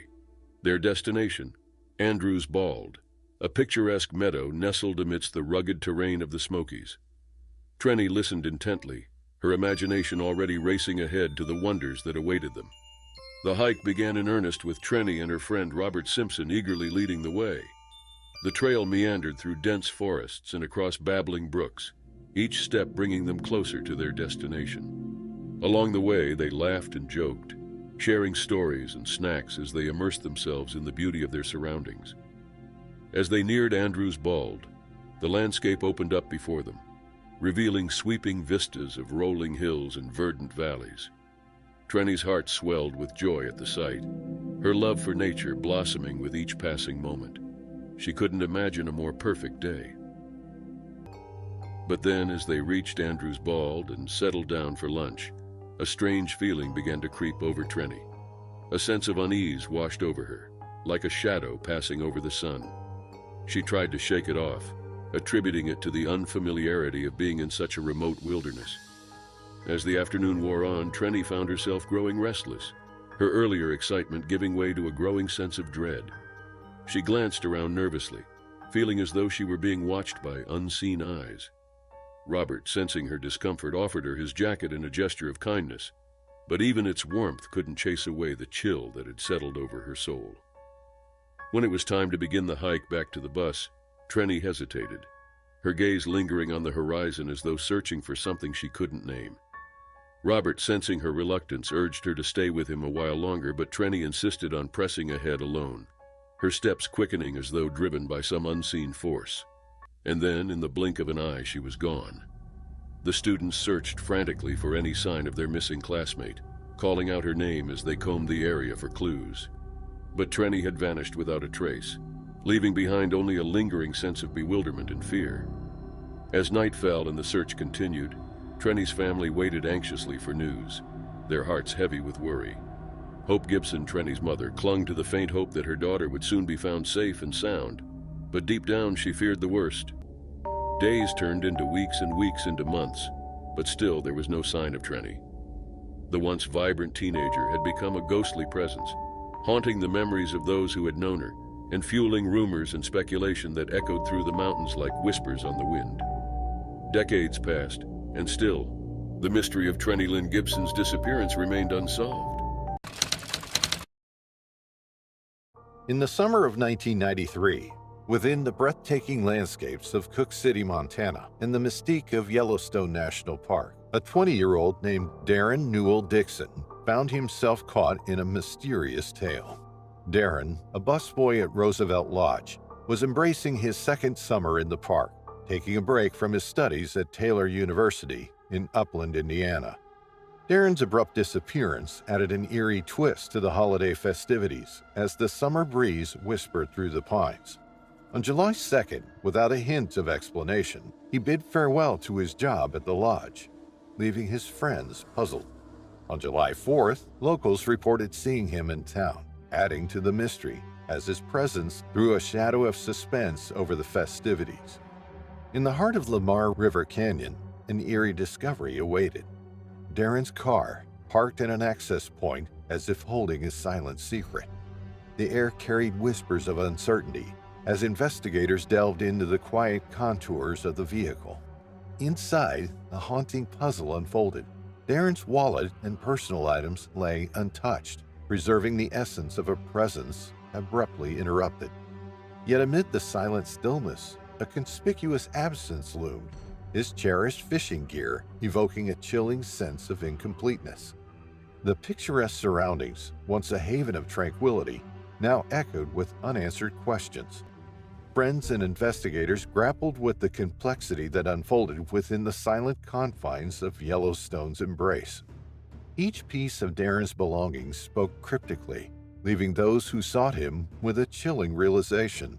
A young soul had vanished, leaving only fragments of a life abruptly halted amid the canyon's beauty. The mystery deepened, intertwining with the very fabric of the landscape, as if nature held the key to the enigma that unfolded at Lamar River Canyon. His family, still suffering from his disappearance, turned to the funeral that appeared in the fall for comfort. Even though this tribute was lost to the digital age, his name continued to be mentioned in subsequent obituaries as a moving remembrance of a loved one who had departed. One way to honor Darren's memory was to create a scholarship at Taylor University. Darren appeared in the Wyoming Department of Criminal Investigations database amidst the numerous unaccounted-for individuals, evidence of an unsolved case.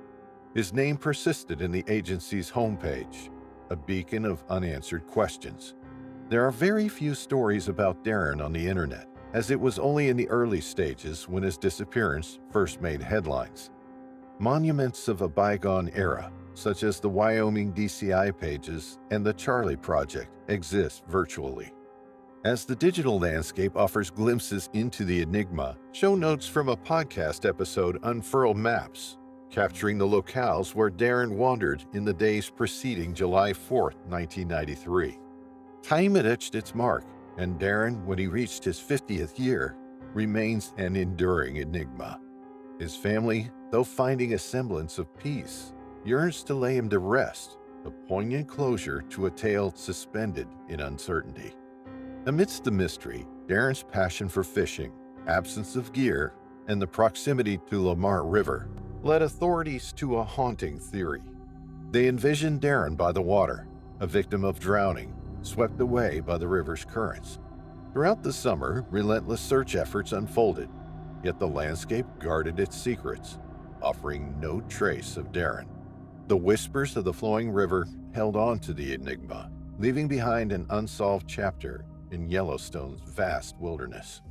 Questions linger in the quiet corners of contemplation. Was Darren's abrupt departure a mere twist of fate or a harbinger of inner turmoil? The circumstances of his last sighting, a holiday party or a chance encounter in town, remain veiled in the mist of the past. His missing gear, a silent witness to the search efforts, conceals secrets that may alter the course of the narrative.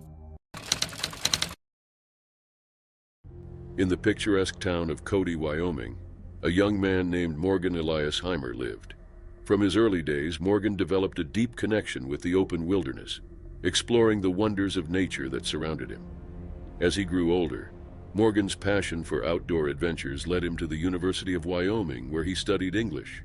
However, his heart belonged to the wild, and he dreamt of becoming a river guide. He wanted to navigate the forceful waters with the skill of an experienced outdoorsman and the grace of a fantastic swimmer. On June 2, 2015, Morgan guided a group on an 8-day rafting trip along the Colorado River in the majestic Grand Canyon. The journey had been a success, with 6 days of thrilling adventures. The group approached Pumpkin Spring, a unique orange rock formation with warm but toxic waters. Little did they know this serene location would become the backdrop for an inexplicable disappearance. As the clock struck 4 p.m., the group led by Morgan navigated a side stream near Pumpkin Spring. Morgan conversed with the lead rafting guide inside the beauty of the canyon. Something caught his attention, and he mentioned taking some time off that afternoon. The lead guide, pulled away by a client, briefly turned away. When he looked back, Morgan had vanished, leaving no trace behind. A dark-colored astral personal flotation device, a blue plaid long-sleeve shirt, Chaco flip-flop sandals, a maroon baseball cap, and brightly colored shorts were the last memories of Morgan's presence. Concern gripped the group when Morgan failed to join them for an afternoon swim and dinner. Around 7 p.m., a member reported him missing. The Grand Canyon echoed with worry as park rangers and search and rescue teams scoured the river and surrounding areas. They searched every inch from mile markers 211, 215 to Diamond Creek, 12 miles west of Pumpkin Spring. Interviews with Tour West employees, rafting group members, and fellow river guides provided no clues. 6 agonizing days they were passed with no sign of Morgan. With its towering cliffs and hidden curves, the canyon became an ominous labyrinth where hope and uncertainty intertwined. Despite the extensive efforts, the canyon guarded its secrets, refusing to yield any clues about Morgan's whereabouts. The investigators, believing in Morgan's skill and experience, needed clarification on more findings. As the search expanded, the canyon's wilderness became a drama stage. Wild rapids, towering cliffs, splashing waters, and elusive wildlife posed challenges to the search parties. The air was filled with suspense, and the rocky surface added to the complexity of the quest. With each passing day, the unanswered questions loomed, casting a shadow over the canyon's majesty. Days turned into nights, and the search yielded no breakthrough. The once vibrant canyon now held a sense of mystery. Morgan's fate remained unanswered with the vastness of the Grand Canyon. Investigators assumed that Morgan might have drowned, but the absence of his body left a question mark. Yet in the uncertain situation, another assumption emerged. It was a possibility that Morgan had taken his own life. The mental struggles that someone might hide deep within were pondered upon. Morgan's sudden need for a break hinted at a personal battle, a priority that led him into the canyon's depths. However, the canyon refused to divulge its secrets, and Morgan's disappearance persisted as a mystery. His Charlie Project listing, marked as Lost Missing, was a haunting reminder of an untold story. The Grand Canyon, with its towering cliffs and rugged landscapes, stood as a silent witness to the enigma of Morgan Elias Heimer. The Grand Canyon held on to its secrets, leaving Morgan's tale suspended in the echoes of the canyon winds. The story of a young river guide seemingly vanished into thin air and became a haunting chapter in the annals of the canyon's mysteries. This story echoed through the canyons, leaving an indelible mark on the untamed spirit of nature.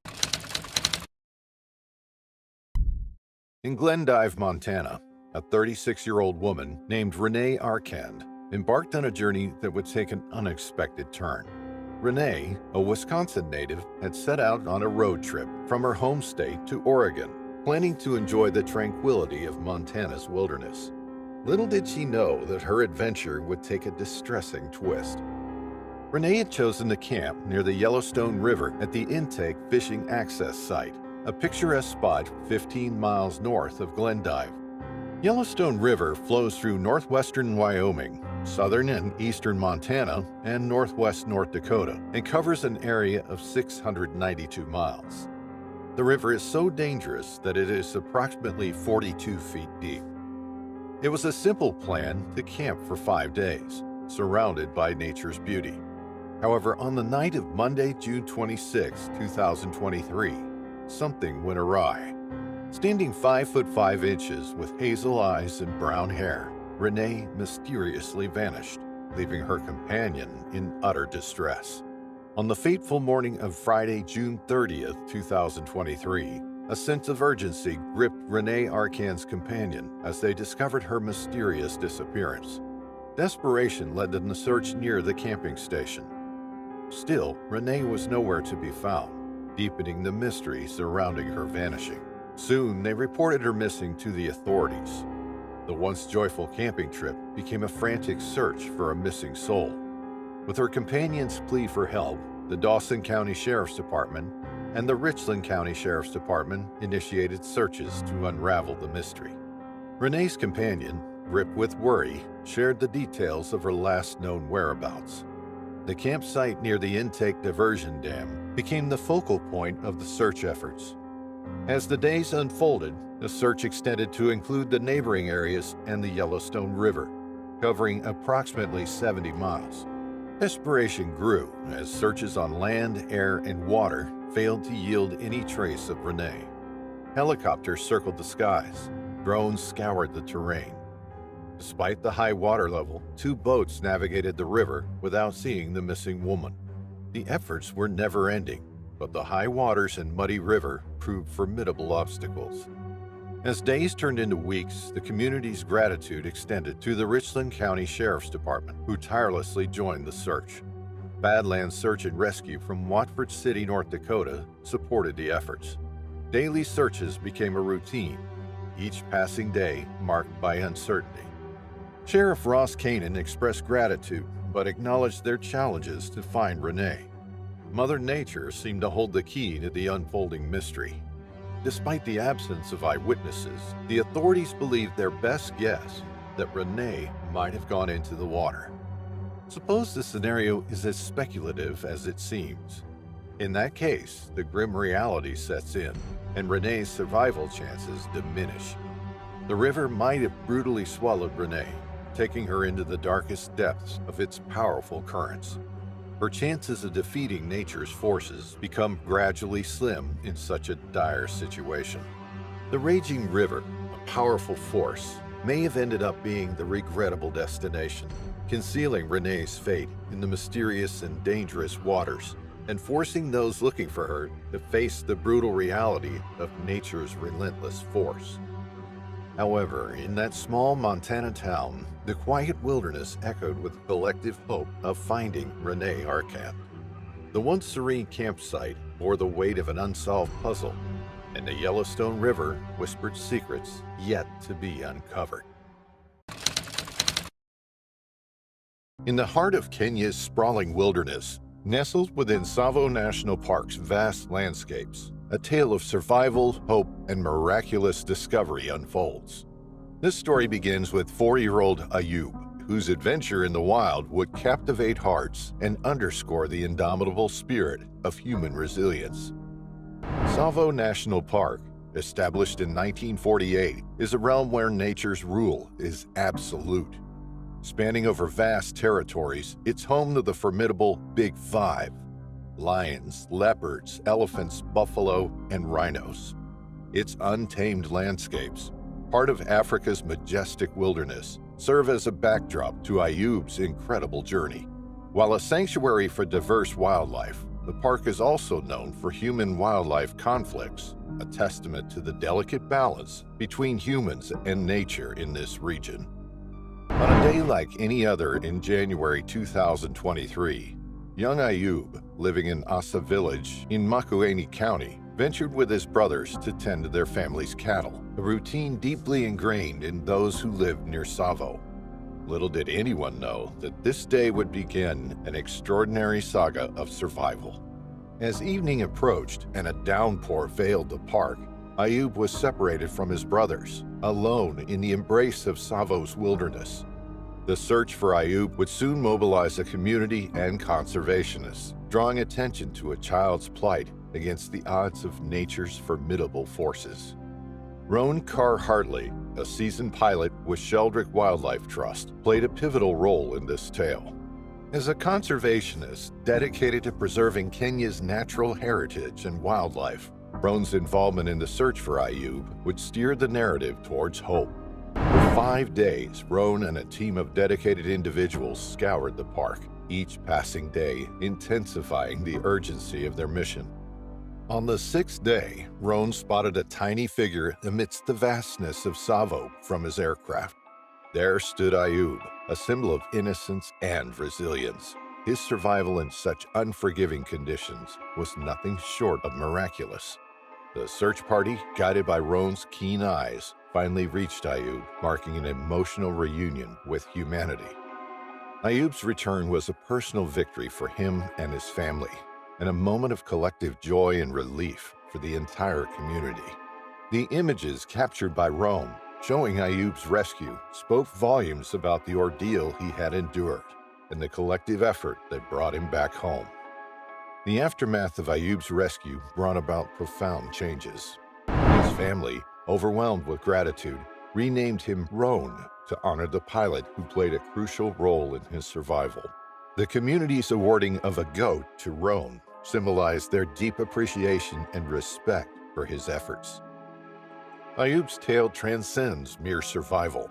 It's a narrative enriched with the themes of human connection, the kindness of strangers, and the relentless spirit of a child against the backdrop of nature's grandeur. In Tsavo National Park, where the wild reigns supreme, a young boy's story of survival adds a heartening chapter to its legacy, reminding us of the incredible resilience within the human spirit. Friendship of the same age bonds a perfect connection between two people. But when a teenage mind tries to fit in with the older minds, there are some consequences. Justin Lee Richardson was a 13-year-old boy born and raised in North Arizona. Later, he moved to his father's house in Tucson, located south of the Grand Canyon. Justin's mother was living separately from his father in Flagstaff. Justin was very popular with the town, as there was not much population, and most people were closely bound with each other. Without the observation of a mother, Justin lived a free life as his father was not a strict parent. The boy was free to go out and invite friends over to the house to throw parties. No one knew that Justin had started using drugs and alcohol a year before he went missing. Justin was only 13, and this was a very stressful situation. On the unfortunate evening of June 29, 2001, Justin and his 3 older friends went to a drug party in Kaibab National Forest. His elder friends hosted this party. His friends were reported to be aged between 18 and 21. The dangerous seduction of methamphetamine tempted the party. Having already indulged in partying, the group went to a private spot 5 miles west of the Moki Lodge.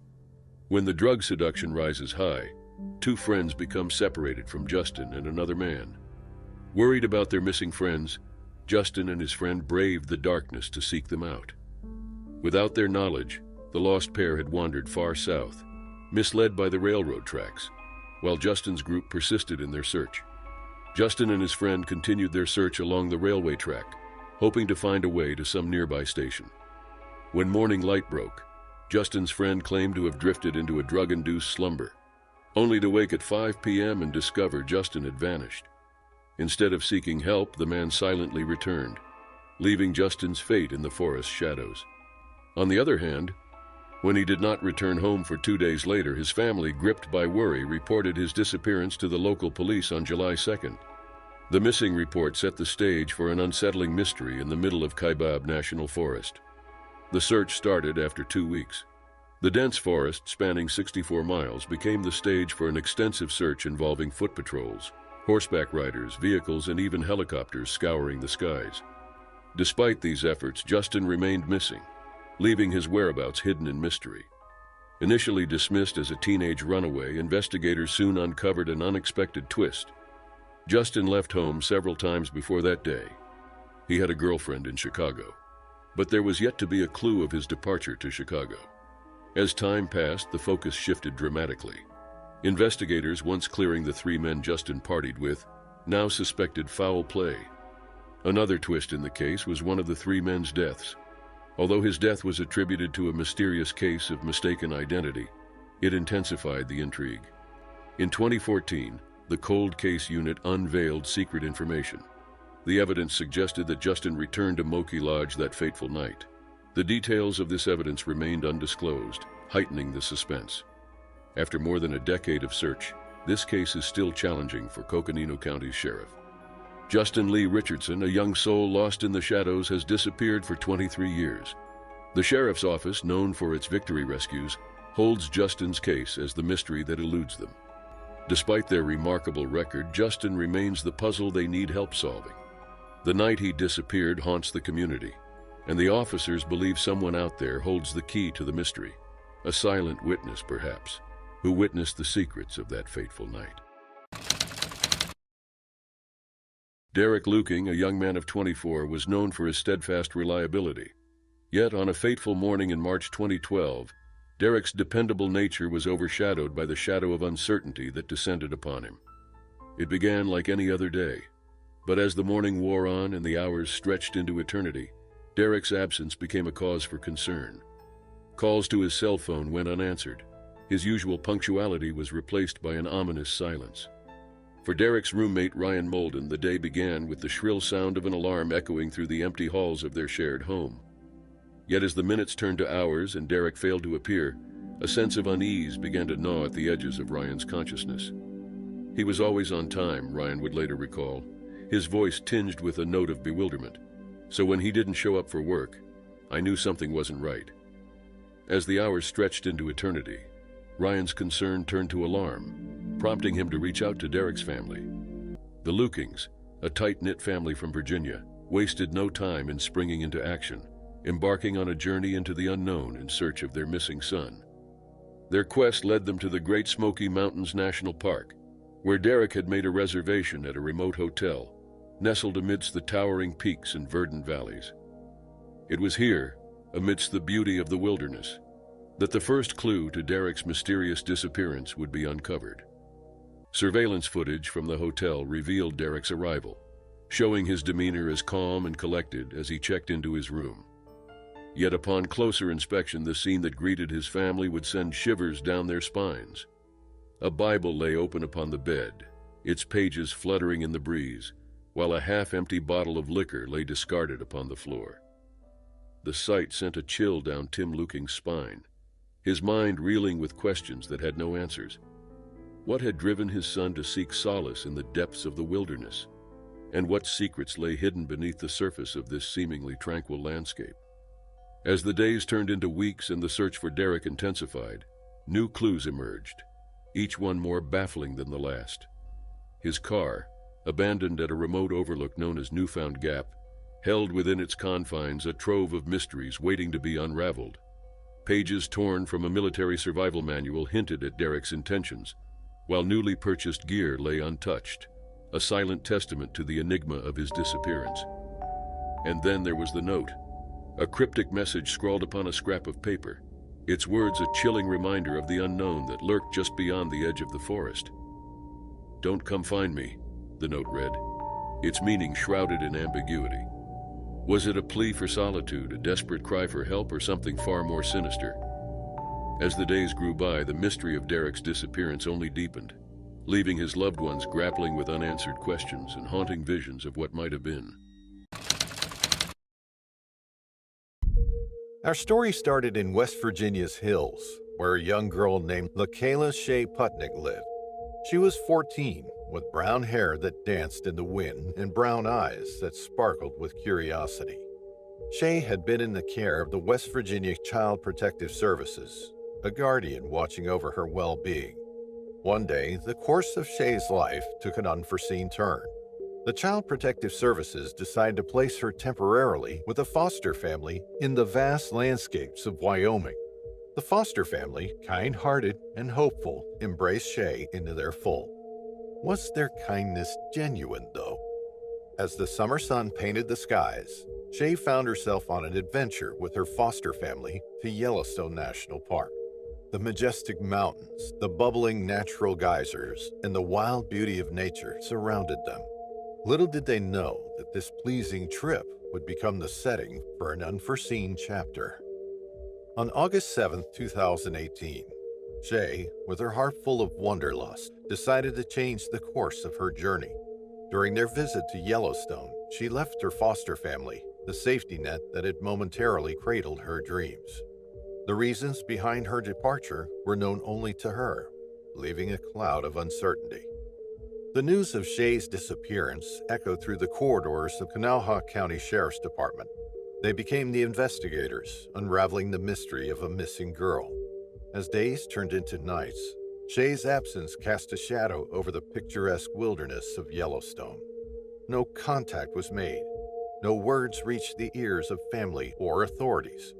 It was as if Shay had become a fleeting whisper in the vastness of the national park, leaving everyone with unanswered questions. The Sheriff's Department, armed with concern and determination, dug into the puzzle of Shay's whereabouts. They discovered that Shay had ties not only to the wild terrains of Wyoming, but also to the city lights of Billings, Montana.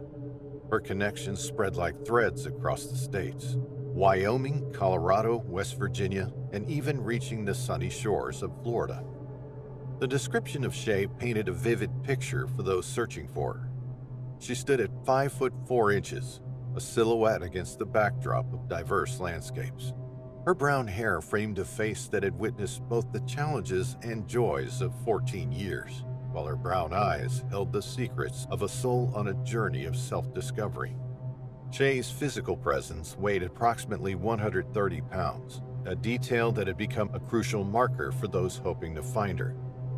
Days turned into weeks, and the search continued. The story of Shay unfolded across state lines, a tale of a missing girl with a past guarded by the West Virginia Child Protective Services, a present intertwined with a Wyoming foster family, and a future that remained uncertain. The people involved in Shay's story, her foster family, the law enforcement officers, and the community, held on to hope. The vastness of Yellowstone National Park, once a symbol of adventure, now became a daunting landscape echoing the silence of a missing presence. Still, after a lengthy investigation and search, Shay needed help. Her sudden disappearance left so many questions. Some questions were asked about the kindness and sincerity of the foster family. Were they properly taking care of her? Were there any disputes between Shay and her foster family? But these questions remain unanswered, as Shay never returned. No one knew what happened to her. And so the pages of Shay's story turned with each passing day, a narrative waiting for resolution, a conclusion to the mystery that unfolded in the heart of the wilderness. 2015, in the vast expanse of the Grand Canyon, a young geology student named Drake Kramer disappeared without a trace. The canyon, stretching over 285 square miles, became a mysterious puzzle for search and rescue teams. Drake, a 21-year-old from San Antonio, Texas, went on an unfortunate journey that distressed his worried parents, Robin and Brenda Kramer.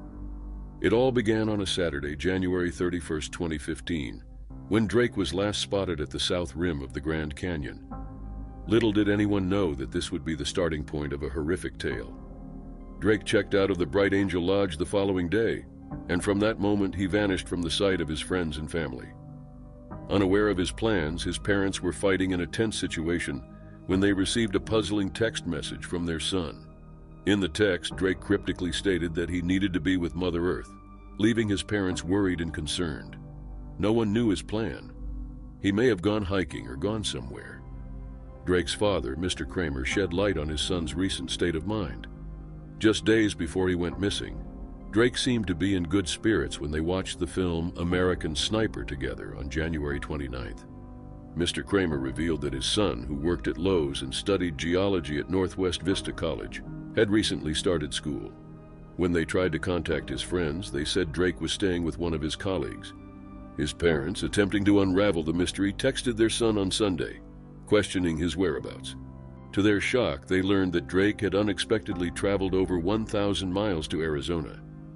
His father, Mr. Kramer, expressed that such impulsive behavior was entirely out of character for his son. Drake was an experienced adventurer and had visited the Grand Canyon several times. After receiving his missing report, the National Park Service searched ground and air. The vastness of the Grand Canyon became a challenge for the search and rescue teams. A search team started the search operation on the ground and by air. Despite their unstopped efforts, no further breakthroughs came. The suspense spread like a heavy fog, thick with uncertainty and unanswered questions. The search parties fought with the challenges of the bumpy surface and the blazing sun, but they did not find any clue. The heart of the Grand Canyon did not reveal its secrets, and Drake Kramer remained missing. No one knew what had happened to him on that fateful day. With its towering cliffs and rugged landscapes, the canyon silently witnessed the unresolved mystery. The harsh nature of the Grand Canyon resonated with the unanswered questions surrounding Drake's disappearance, leaving the search parties with a sense of helplessness. The story of Drake Kramer, the geology student who vanished into the Grand Canyon's vastness, remained uncertain. With its enigmatic twists and turns, the canyon had tested the limits of suspense, leaving the search parties with a profound realization. Some mysteries nature keeps hidden, and some tales may never find their resolution. The strength of the human spirit in the face of the unknown nature was tested by the challenging landscape and the haunting absence of answers.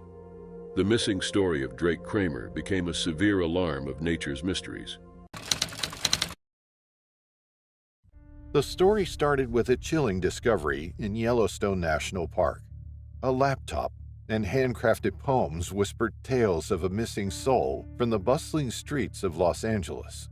This haunting narrative unfolds months after a sad incident. A lone foot found adrift in the warm embrace of a hot spring, a mere stone's throw away. As the riddles of this mysterious saga began to unravel, Yellowstone's authorities unveiled the identity of the foot's owner. In a sad Thursday statement, officials revealed the foot belonged to Il Hun Ro, a 70-year-old soul from the sun-kissed landscapes of Los Angeles, California. Clad within the confines of a shoe, Ro's foot was initially discovered by vigilant park staff in the crisp August air. Yellowstone's law guardians embarked on a quest for truth, launching an investigation culminating in the past 3 weeks with a positive DNA identification. A park visitor initially noticed the 70-year-old man's black shoe floating on the surface of the Abyss pool on August 16. When the patrolling ranger saw a bone sticking out of the saved shoes, he was horrified and quickly roped off the area. He walked around, making sure everything was okay. Suddenly, he spotted a lone car, a Kia Niro SUV, left unattended. Whose car could it be? It belonged to Il Hun Ro from Los Angeles. Curiosity was piqued, and investigators checked inside. They found a laptop, a wallet with his driver's license, and $447, a photo album, and notebooks filled with poems written in a language that intrigued them. The mystery of Il Hun Ro's belongings left in the car unfolded before their eyes. Hidden within the report were mysterious poems, their words veiled in a foreign language that intrigued investigators. With anticipation, they turned to Google Translate, hoping to unravel the enigma. However, the digital translation revealed no traces of a suicide note, leaving the investigators puzzled. All names and identifying details were carefully erased from the document to protect privacy, adding an air of secrecy to the unfolding story.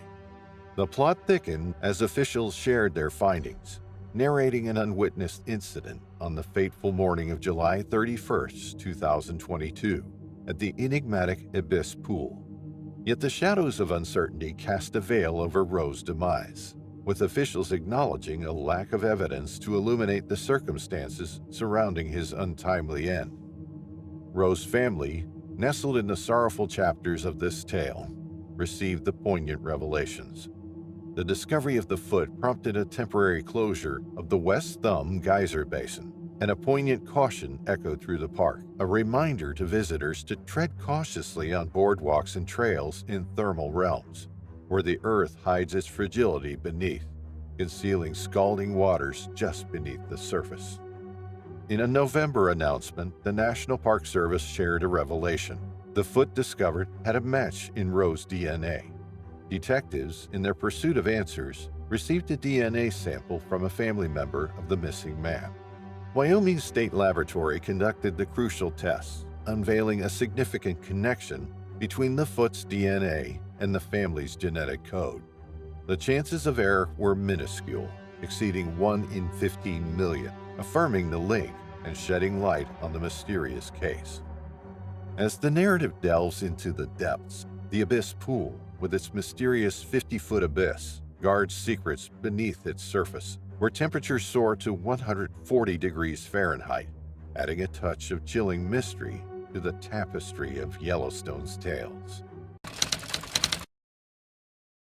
A story of heartache and unresolved mystery unfolds in the vast expanse of Kakadu National Park, nestled in the Northern Territory of Australia. It's a tale that begins in 1986 under the enormous Australian sky, where the vibrant life of a young man named Norman Lawson intersects with the unforgiving forces of nature. Norman, a 16-year-old with dreams as vast as the landscapes he grew up in, carried the spirit of adventure and a deep connection to his indigenous roots. His family, particularly his sister Susan, saw in him a protector, a caring soul with aspirations beyond the confines of their nomadic upbringing. The Lawson siblings, including their brother Murray, shared a bond forged in the fires of life's trials, moving through the vast terrains of the Northern Territory, learning the ways of the land from their father, a proud man of the Iman people.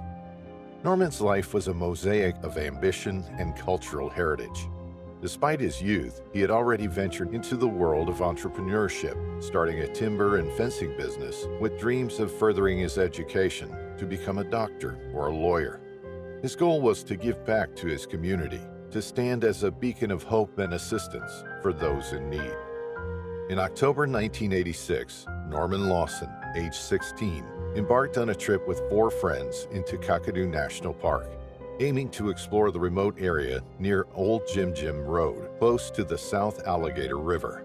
This location, celebrated for its stunning natural beauty, is also known for the presence of saltwater crocodiles, adding an element of danger to their adventure. However, this journey took a dire turn. Norman did not return like any other trip. The group adventured into the wilderness, eager to experience the raw and untamed environment. But when it was time to head back, Norman was nowhere to be found. His disappearance in the vast and wild park became a long-standing, unresolved mystery. The days following Norman's disappearance were fraught with anguish and desperation. Susan, who was 17 at the time, grappled with the unbearable pain of loss. Upon realizing Norman did not return as expected, their father alerted the authorities, igniting a search that spanned 5 days. The family fought tirelessly for every resource, including helicopters to be deployed in the search for Norman, but to no avail. He was never found. Following Norman Lawson's vanishing in 1986 during a trip to Kakadu National Park, a cloud of speculation and mystery shrouded his disappearance. The official inquest 3 years later hinted at a possible crocodile attack as the cause, given the known dangers in the park. Susan's doubts opened the door to many other theories, each adding layers to the mystery. She wondered if foul play was involved, considering the peculiar circumstances surrounding his last known location and the company he was with. Norman's companions' lack of immediate action to report him missing raised questions. Could an altercation or disagreement have led to a tragic outcome? Furthermore, the notion that Norman might have intentionally disappeared was floated. Given his deep connection to the land and desire for a simpler life, some pondered if he chose to vanish, starting anew under an assumed identity. Another theory speculated about an accidental misstep or injury that left Norman unable to return, perhaps succumbing to the elements before help could reach him. The discussion of these theories, while providing no definitive answers, keeps the memory of Norman Lawson alive, turning his story into a tapestry woven with threads of speculation, hope, and the enduring mystery of his fate in the wilds of Kakadu National Park. The mystery of his disappearance lingers in the vast landscapes of Kakadu National Park, where Norman once roamed. The search for him has become a part of the park's lore, a sad reminder of nature's unpredictability and the fragility of life. For Susan, the quest for closure is intertwined with her love for her brother. a bond that not even time can erode. She carries the weight of this unresolved chapter, hoping for the day she can finally understand what happened on that fateful trip in 1986.